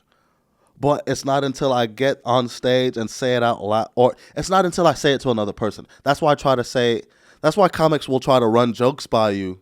With other comics, right? With other comics. That shit's annoying as fuck, but that's why it happens. Oh, man, so many comics have said that, too. And I think what they say is, hey, man, if you want to run a joke by me, don't just try to bring it up in a conversation weirdly or randomly, but literally be like, hey, I'm working on something new. Can I run it by you? Even then, I will tell you no every time. How come? I don't want to. It's when I'm doing material, the way I develop it, it's so personal to me. It's so personal, and it's such a thing. Like, you ever hear somebody tell you something, and you're like, that's not my business. That's none of my business. All the time. All right, so that's like working out material. That's none of my business. Go try it out. Whatever you felt about it, whenever you said it to whatever person was willing to listen, right? That's what you go by. I don't have to be willing to listen. And at this point, since I'm doing this myself, I'm never willing to listen. I don't give a fuck what your new bit is. If I'm willing to watch you on stage, that's when I'll hear it. Okay. So again, your process is very different from a lot of people. Really? Most comics that I've spoken to say that they like running jokes within their like comic friends and stuff, and they'll just hang out together and do that. And some even have like writing sessions with like 3 or 4 comics that come together and just like, I have written this, you've written that, and we help each other kind of like reword shit and figure it out. I understand that too. So this is the thing. So there are comics that I will go to and run bits by. Like I said, my mother, I'll go and run bits by my mother. That's one of those people that I'll go and run. So I have certain select few people, but I'm not just going to go up to somebody just because I think they're funny and ask them what they think about this bit. Because I feel like it's none of their business, until they've decided to sit down in that audience and listen to me. I'm curious, is there people that you know that for sure if they hate something, then it's really going to do well? And you run it by them on purpose to see if, like, I want to make sure that they don't like it because I know everybody else will like it. I don't hang out with those people. Okay. That makes sense. Yeah. You're like, I don't want those people in my life. Well, like, it's not even an on-purpose thing. Just like derivatively, Okay. they end up being people that I don't want to be around. Fair enough. That makes sense. Do you do road gigs a lot? I wish. Do you do it at all? I've road gigs. I've never done a weekend outside of Dallas Fort Worth. Okay. I'll leave that there. Okay. But you've done like spots and stuff, or like just I've done spots in Austin. I've done spots in Houston. I've been hired to go travel to Houston. I've brought comics with me down to Houston to do spots, or to do one spot, and then one of my comic buddies, they brought me down to Houston at a different time to do a spot with them. Blah blah blah. But never like, I'm not like on the road. Like, I haven't made it to the only comedy club I'm passed in is Hyenas. got it. So that's your home club. Mm-hmm. And that's the other thing is like a lot of people don't know that. Like, so if you're just trying to start out in comedy, there's no guarantee other than signing up and waiting hours on end for an open mic that anybody's going to hear your comedy. Yeah.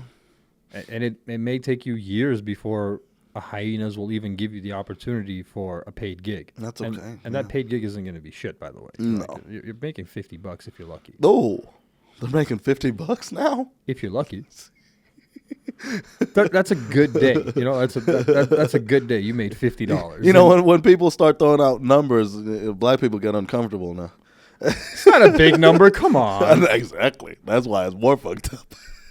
And a lot of people, I mean, but if you're just a comic and starting out, You're not getting paid very much. Yeah, as an opener, like I'm an opener, and then like, you know, okay, so Hyenas pays one number, right? Other clubs may pay a higher number. so hold on. Other clubs may pay no number. Let's also explain what that means when you say you're an opener. So an opener literally is the opening act. It's the person that is supposed to really warm up the crowd. Right.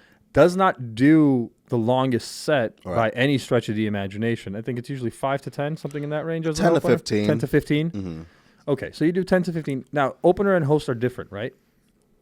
Okay. Or is it sometime an overlap and you have an opener also being the host? So the host is like I want to say officially. The host is going to be the person that you see first. Yes. The person that gets on stage first, and then they're going to be bringing up or introducing whatever act or segment is coming up. That's Right. the host. The opener is a person that's going up before the headliner. So that's not the feature act. So the feature act is an opener, technically, but he's not the host. He's the feature. Right, and he usually does a longer set than He the usually opener does a longer set. Yeah, anybody Or she, well, or she. or they. Yeah, the feature usually does a longer set than the host. The Yes. host definitely goes up first, but the opener is anybody before the headliner, basically. And a lot of times, if the comic is coming into town and they're not from Dallas, let's say, the host will usually be like a local person. Yeah, Because usually. they better understand the dynamics of how to get a crowd in Dallas going and Yeah. in a right state of mind. They're also doing like random bullshit announcements of like who the person coming in next Exactly. weekend is. They have a or- relationship with the club generally, and the club is telling them what they need to be saying. Yeah, exactly. And then an opener, so like if you think of it as 4 people, you got a host, an opener, a feature, and a headliner. Well, okay, if there's 4 people, 3 people are opening for that headliner. Yes, but they are all given a different designation because of time that they will do. Because the host keeps coming back up. Well, the host keeps whereas coming- the opener and the feature, once they're done, they're done. So to that point, even if the host does 30 minutes and there's 2 features, they both do 15. That host is he's the host. Right. Right. He will continue to come, or she will continue to come back up and say, it was blah, blah, blah. He was so awesome. Give him another round of applause. The next person coming up, you may have seen him on HBO's 30-minute blah, blah, blah. And Right. he's been He's doing that doing shit. this and doing that.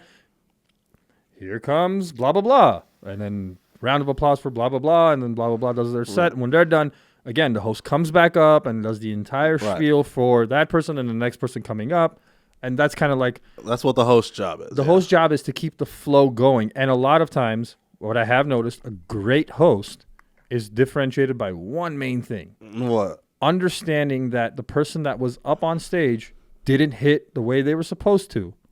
And that you got to bring about a little bit of funny with you in that 2 minutes that you're up there introducing the next person to kind of get people back into the mood for funny.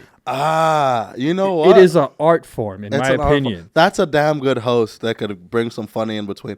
So, like, I guess it's the way I've been taught to do hosting. So, like, that's the being funny in between is more of a derivative. Okay. In the school of things that I've been taught, the host job is really in the beginning to show when you go in a stand-up setting, you go up and then you show them, hey, this is an example of stand-up. Right. This is a joke. Here, this is another joke. Ha, right? Ha, there's another joke. This is kind of how the night's supposed to go. Set up, punchline, set up, punchline. Yeah, exactly. The basic, I'm the most basic form of what you're going to see later or whatever. Right. And then that's the main job. That's the main job. You say warm up the crowd, but it's just kind of just give them an example of what they're going to see later. The secondary job is to get all of the announcements and all the names and all the credits correct. And then after that, you can be funny if you want. Right.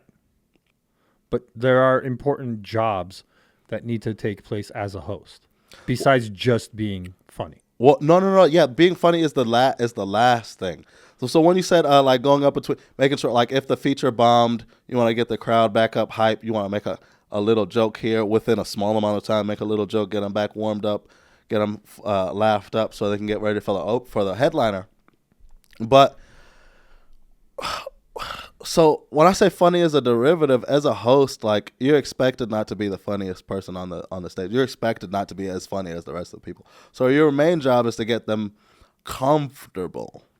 Right, loosen them up a little. Yeah, and that doesn't necessarily have to include them laughing, actually. Really? I didn't know that. My thought was that, no matter who's on that stage, their task is to make sure that funny is continued. Well, when you're doing your set, you got be as funny as you can possibly be. Right. Right. That's your set. That's your job, is to like show them what funny is, and within those parameters of basic comedy, you're gonna be as funny as possible within those parameters, because you're doing basic comedy. You're not doing like political stuff. You're not doing sex. You're just doing basic. These are jokes. This is what humor is. Blah right. blah blah. So when I say just make them comfortable in between the people's sets, if the last person bombed, it's not a bad show because they bombed. Right? It's a bad show because they made the people in the room uncomfortable. They paid there to watch that. They paid to be there to watch the headliner do whatever the headliner's doing. The headliner might not even be funny, but the headliner is there to give the people that bought tickets to see them whatever the fuck they bought tickets for. So it's like that might not even be funny. You might be hosting a show. It's a stand-up comedy club, but the comedian that's headlining is a pandering fool. Most of his reactions are applause breaks, and there's, what I'm saying, it's not necessarily funny. It's like these people agree with what they're talking about. So as a host, what you're doing, making them laugh in excess or whatever, or making them back feeling like that's secondary. It's comfortable. You want them to be comfortable and not walk out. You just want them to stay there and buy alcohol. So you don't have to be funny to do that. Okay, that makes. Actually, I don't know what that makes, but it makes sense. It's like the inside baseball, like it's all the shit that you're not supposed to hear, and you're like, oh, really? Yeah. God damn it, no. So to that, you're an opener in Dallas. MC, I guess, but go ahead. Yeah. What is the goal for you? I know you've got 6 years into this. This is what you really want to do, what you're passionate about. It's what your love is. Yeah. And what do you see going for you, over the course of the next 4 or 5 years where you hit that milestone that a lot of comics talk about is like you got to be in it for about 10 years before it really starts popping off. So like, which I don't know if there's any truth to that or not. So timeline, it could get, there's a lot of variables when you start looking at timeline. You want to put blinders on. You don't want to look at timelines because that'll get you outside of the space that you need to be in to entertain people. But like, so my goal, let's start with the previous goal. My previous goal was to get into a comedy club as a paid regular, as somebody doing a job, comedy related at a club. So I got that. I'm the host. I'm a host at Hyenas. Right. So the next goal, the only goal after that is to be self-sufficient. So pay your bills with comedy. Right. I can only do that by selling tickets. I can only sell tickets by having a recognizable name to where people want to buy tickets to go see my show. That's the next step. So you go on to featuring, right? As a host, as a host in a feature, what you're really wanting to do is build relationships with clubs and venues that will pay you to come headline once you're ready to headline. Right. Right. So like, my goal is to be paid by as many comedy clubs as a host as I can. Okay. So that whenever I have a following, to like, because I could go viral on Instagram right now. Sure. And that could give me the potential to sell tickets. We've said a lot of shit on this podcast. That might happen. All right. But that would work. But me automatically going from the level I'm at now to go try to headline would be to my detriment. It would work against me because you're just not at the level where you can sell out. Right. Well, not even to sell out. I'm not at the level to where I could entertain people for 45 minutes to an hour and have a full grip on what I'm doing for that whole 45 minutes to an hour. So to that, how much do you have in your set now? Like time-wise, where you're like, if somebody called me tomorrow to book me, I could definitely do X amount of minutes of solid shit that I have.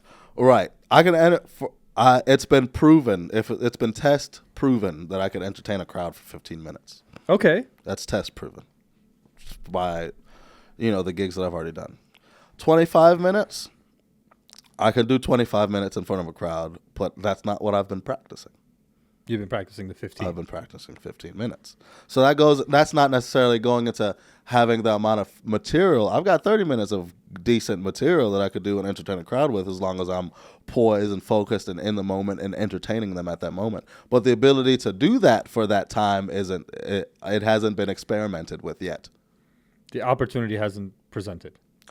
Not to say the opportunity, but like I haven't done nearly as many 25-minute sets as I've done 15-minute sets. I've got 15 minutes down pat. Right, I'm comfortable with that. 25 minutes, I'm experimenting now. Are you doing any of the 3 for 25s at Hyenas? I'm hosting those.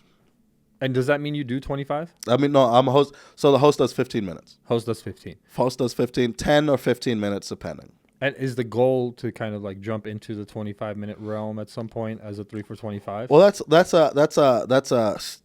a step I can take. The goal is to be a headliner. Once I'm Once I'm in, like that was my whole thing. The first goal was to be into a club. Once I'm in a club, the only thing I'm doing is learning how clubs work, learning how my material works, learning how all this whole business works, so that I could headline. So if I happen to feature for 15 years before I headline, that just means it just took that amount of time to learn what I needed to get there.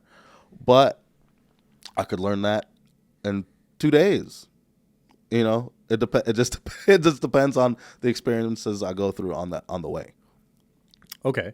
And to that, like, what are you? So that's, we got the long-term goal of kind of like being a headliner and that stuff. What are the short-term kind of goals that you're setting in place? The reason I'm asking these questions is like, I feel like hopefully someone that is a year one comic will listen to this and be able to learn from you. Okay. As someone 5 or 6 years into it who doesn't give that bullshit bravado of like, I can kill an hour if I wanted to. You're like, no. You're being humble about it. You're like, I got a solid 15. I'm working on my 25. And here's the steps that I'm taking to encourage myself to continue to do this. instead of slitting my throat. And like, because you've got long-term goals, but I'm sure there's got to be short-term goals that allow you to continue to chase this dream. So short-term goals. So I'm coming from an understanding that I can do stand-up professionally. Yes. Right? It's not an internal source of understanding. It's external. It's external validation. One comedy club has told me they are willing to pay me money to go up and entertain people so that they can make thousands of dollars while I make this much. They trust me with that. All right. So the next goal is to simultaneously, it's 2 steps that I'm taking at one time. Simultaneously build up my set to where I can do 45 minutes and entertain people for 45 minutes. That's what I'm working on. Simultaneously working on building a platform for me to sell tickets. Right? So back in the 90s, we had sitcoms. So once you became a paid regular at a comedy club back in the 90s, whether you're an opener, feature, headliner, as long as you're in the comedy clubs, you've got the opportunity to perform in front of people that can get you a sitcom, to where once you get in front of all those people, you can go headline. Right? How you work on developing that 45 minutes to an hour is up to you, but that's gonna happen regardless, because you're already in this realm. You've already been proven to be able to do that. Okay. Right. That's small potatoes. The big potatoes is getting the audience in front of you. So simultaneously, while I'm working on my set, I'm trying to back in the day with sitcoms. Nowadays, it's social media. Right. I'm trying to figure out how to build my social media presence, how to correspond with social media guidelines, Meta, Instagram, Facebook, Twitter, YouTube, Spotify, whatever the fuck. I'm trying to align my content with their parameters so I could be put in front of an audience that'll buy tickets. Right. That's the climate we're living in now. 90s, it was sitcoms. 30 years from now, it may be, mud shows or whatever the fuck it is. God knows. It's going to be something. You know what I mean? That's pliable. But the main goal, once you get to the level where, you know what I'm saying, you're a professional, and then it's, you know what I'm saying, it's like it's reasonable to pay you money to engage in this field. The next thing is being able to build an audience. That's what I'm working on right now. Simultaneously building an audience while building up the material to perform for them for 45 minutes, whatever it is. If you have to write the material, if you have to improv to make sure that you could fucking improv for 45 minutes, whatever the show is, you're working on that while working on the audience. That's it. And do you think podcasting plays a big role in that? Doing your own podcast or jumping on with friends and doing like a comedy friends podcast? So podcasting, it's a big thing, right? So I could start a podcast and then it could be a really good podcast, but nobody sees it. Right? I doubt it, because the good ones generally, with time, just like comedy, with time, I could kill myself by then. Who knows? Who gives a fuck? Please don't. There's way too much good food you haven't made yet. I know, right? I mean, and good comedy you haven't done yet. There's a lot of stuff keeping me alive. That's a good thing. That's a wonderful thing to have. But so with podcasting specifically, I could make a podcast and it goes nowhere. But if my intention is to build a following, right, then podcasting doesn't necessarily benefit me specifically. And then, there's whatever situation you're in comedically or, in the podcast or whatever. It doesn't benefit me specifically to start a podcast right now. So who would it benefit right now? Or would it not benefit anyone? When it benefits me is that or would it be hurting you in any way? No, it wouldn't hurt me at all. It wouldn't hurt me at all. But it'd be more beneficial for me to build a social media presence and figure out the algorithm of social media to where my stuff gets viewed, to where I know that I could produce something that gets viewed by so many people. Once I have that, and I have a system, I have a format, then I could do a podcast. And if people want to listen to the podcast, they can. But I'm already exposed to so many people that already like me. Got it. So your approach is do my comedy thing and grow, the solid 15 into a solid 25, into a 45 and all that. And at the same time, simultaneously, need to keep working out what social media is and making it work to my advantage. So when the time comes that, I make my reels and my shorts and they're going viral and everybody likes me and the number keeps growing that people follow me. So when I do post something about dates that I'm going to be traveling, you'll be able to sell. Yeah. Because you'll be like, I'm going to be in Des Moines, Iowa. And for some reason, you got like 10,000 fans in Des Moines that really like you. And, 500 of them will put down the 25 or $50 and come see you headline at, I don't even know what comedy club is in Des Moines, but whatever. Well, this is where you're at Zanies or something like that, and you're doing a weekend in Chicago, and you can sell out because it's a big city. You've got a big following, so for sure I'm gonna sell a bunch of tickets in Chicago. And that's the stand-up aspect of things. So the podcasting aspect of things, when it gets really beneficial for me to have a podcast, is when I have this following. Right. I have this format that I do on Instagram where whatever the format is, they allow people to watch me on Instagram. Okay. I'm conforming to Instagram guidelines, right? Where the podcast comes into play for me is to transition them from, now I've got this big audience, they see me, but they don't see me. The podcast allows people that are willing to see my bullshit that I put out there, the people that are willing to look past that, they could see me for who I really am, and they could see all the stuff that I really do, and everybody that subscribes to that is where I get the more those people are more likely to buy tickets to come see me live, do whatever the fuck I'm going to do. Instagram people, social media followers, they're following a dream. They're looking at a dream. They're looking at a fantasy or whatever. They're not seeing me, right? They're not going to buy tickets to see me. They don't know who the fuck I am. So when I have that draw of the superficial, I create the podcast which shows the deep. Right. The people that are willing to come into the deep, I could further suck them in to buy tickets to watch me live. Do you have a theme in mind for a podcast if you did one? It'll be political. Okay. Because my end goals and the things that I really want out of life have a basis in socioeconomic, political realms. You know what I'm saying? So that's where it would be leaning towards. That's where it would be leaning towards, yeah. That'd be interesting. That would actually be very interesting to see you doing a political podcast. Yeah, and it wouldn't, when I say socioeconomic, political, sociopolity, it's the whole thing together. Because specifically politics, like the system of politics that's ran at large is mostly superficial, right? Right. Politically, I want to be deeper than that. Okay, kind of like actually breaking shit down actually breaking shit down to its simplest form and then rebuilding using those parts at the simplest form rather than looking at, racism. How do we stop racism? Well, there's this, blah, blah, blah, blah. It's not about racism. It's about this. You're looking at the wrong thing here. Okay, I get what you're saying. That makes sense. Yeah.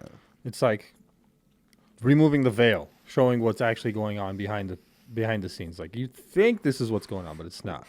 This is really what's going on. And it's not for the masses to see. It's for the people that are going to change it. It's for them to see, to be able to change it. Because the masses don't give a fuck. They're going to be eaten in any situation. So true, very, very true. So what about a comedy special? Where does that fall into your timeline or your projection of your career? Or is there even one? There may be some people, there are comedians that have no...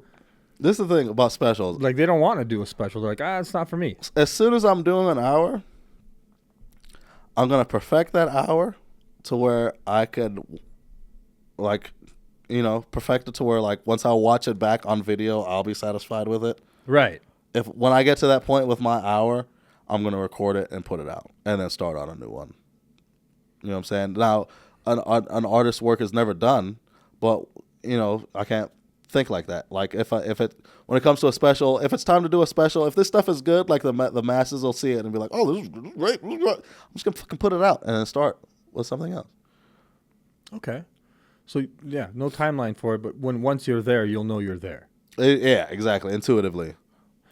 So how much of your material have you, at this point, retired because it's not relevant anymore, or you're just not feeling it anymore, or... Oh, so much stuff. A year ago when I started opening, my first opening was December 2021. I opened for Ryan Perio at Hyannis Fort Worth Red Room. So from then on, since then, there's the 15 minutes that I did then. It's almost completely different than the one I do now. There's a lot of new jokes. There's a lot of old jokes that I've revamped and like reperspectivized. That's not a real word, but like I've come at it from a different angle. It's the same bit, but I've come at it from a different angle, so it looks different. It's constantly changing. Okay. And shoot, I was gonna ask something. Hold on. What was I gonna ask? Fuck. All right, I totally forgot what I was gonna ask, but I'll move on to something else. I'm sure it'll come back to me. So when you are, now I remember. Do you record your stuff and do you go back and listen to it and rework it? And how does that process work for you? And what would you recommend it to a new comic, someone that's starting out? Would you recommend recording your sets and then going over it? Yeah. You must at least audio.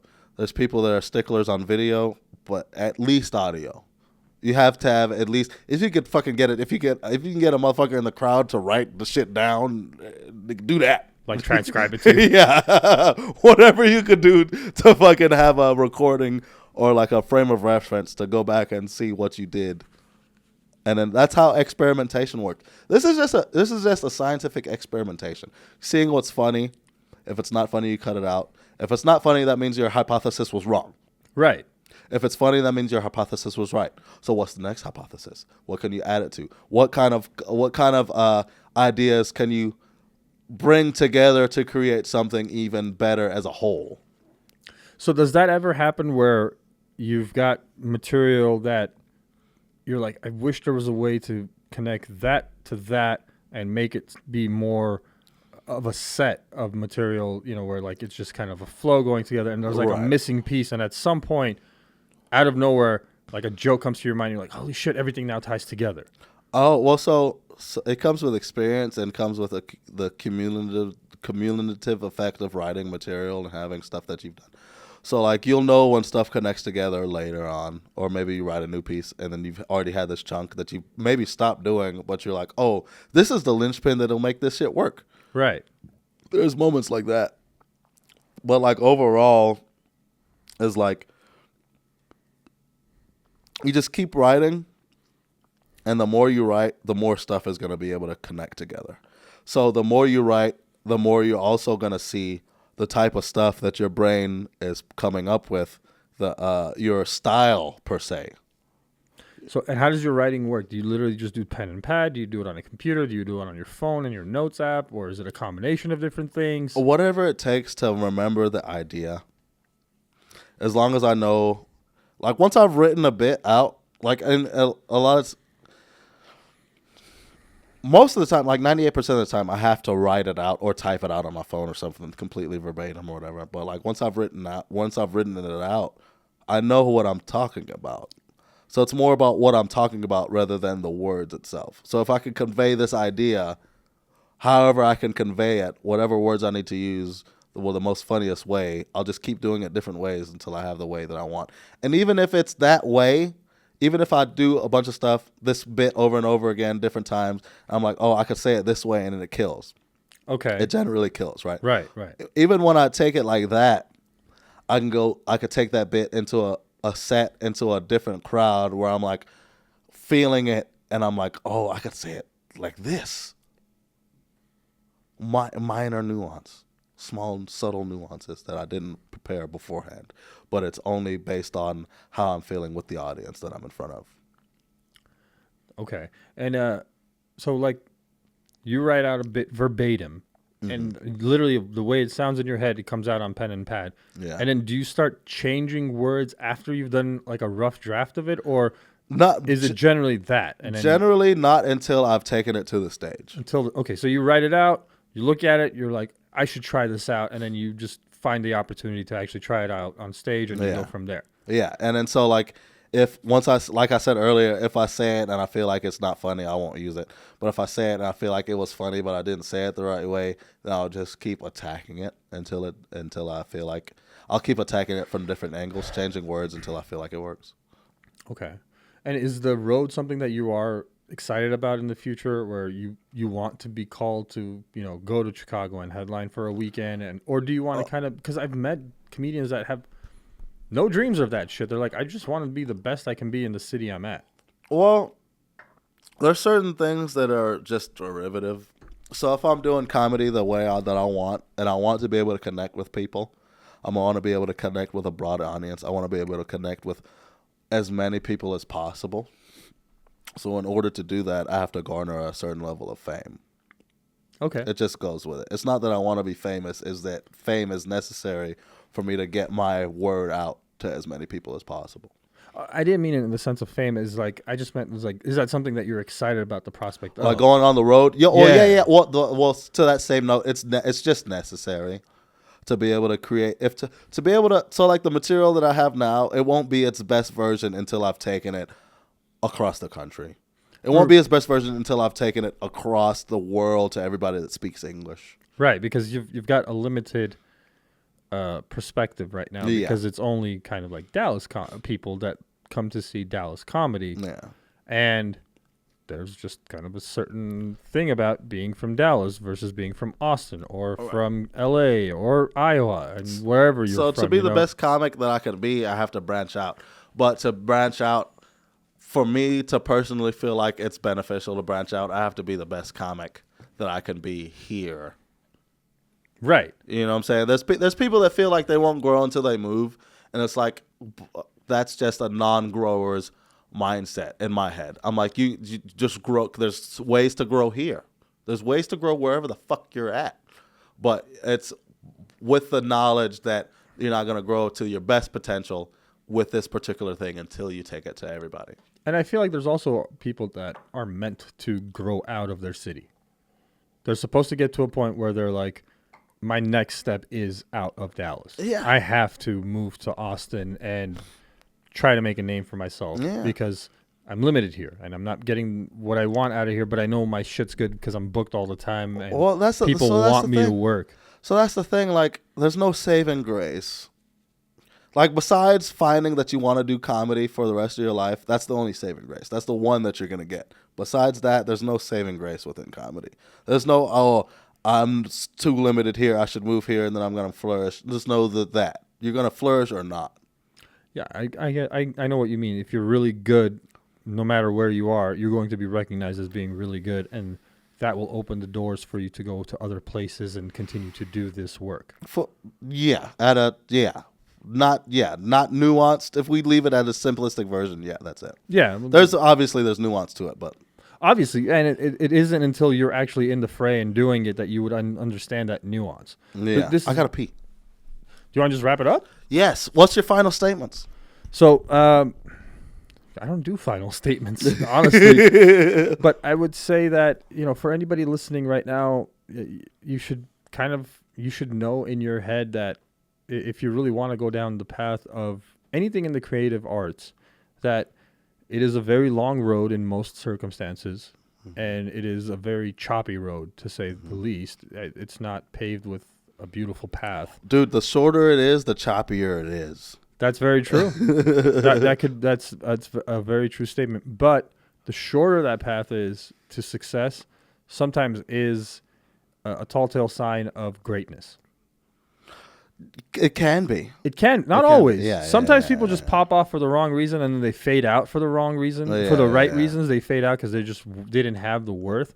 But like someone like a Dave Chappelle comes to mind. Yeah. Where he started when he was like 14 or 15, and then by like 16, 17, he was just killing it. Yeah. And never stopped killing it. But that is rare greatness. The other great comics that you can think of doesn't matter the name you place on it, someone that is internationally known and that you could think of as an audience member right now, if you listen to podcasts that they've done or stories when they talk about their life, it usually comes with close to a decade of taking shit. Yeah. Sometimes longer. That's the that's the beauty of I want to say humanity, but it's just life itself, is that like, and this is to bring up race again. This is what white privilege is. So there's white people hundreds of years ago that fucking turmoiled and they struggled and they fucking gritted their teeth to build this fucking whatever the fuck they built, and they had the knowledge from that.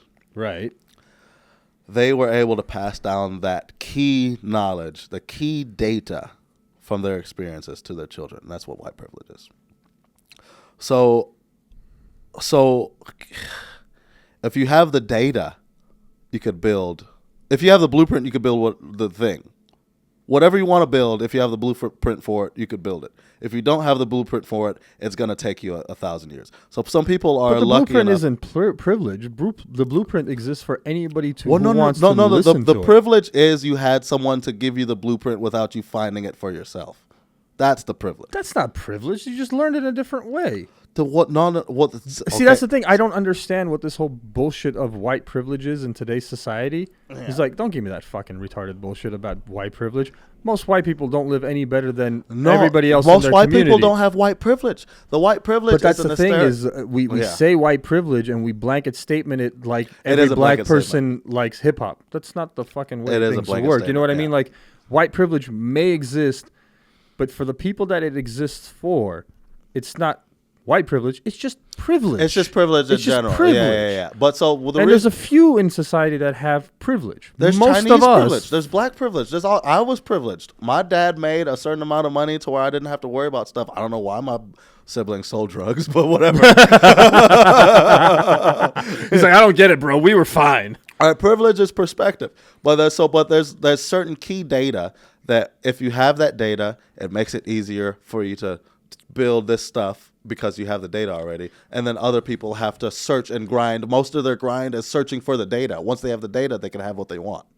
Yes, but it's only the people that search and grind and go through that with pure grit and determination that generally end up being the really successful ones. Well, see, but it's not the way it works for... That's a common misnomer. It's all about... Okay, so you can have... Like they say, you can't...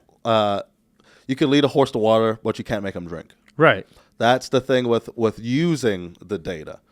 Okay, once you have the wisdom to use So wait, water is the data. If you refuse to drink from it, then refusing to drink from it is refusing to use the data. You could give someone all the data they need to be successful, but unless they are willing to use it, they will never be successful. And then some people you don't give them any data. And they find a way to dig a well. They find it. They find the fucking data. Yeah. And those people genuinely are the ones that make change and effective change in the world. Exactly. But that it's that, like, and you know this from comedians and the comedy world in general, a lot of comedy comes from tons and tons of trauma. Yeah. And tons of pain. Yeah.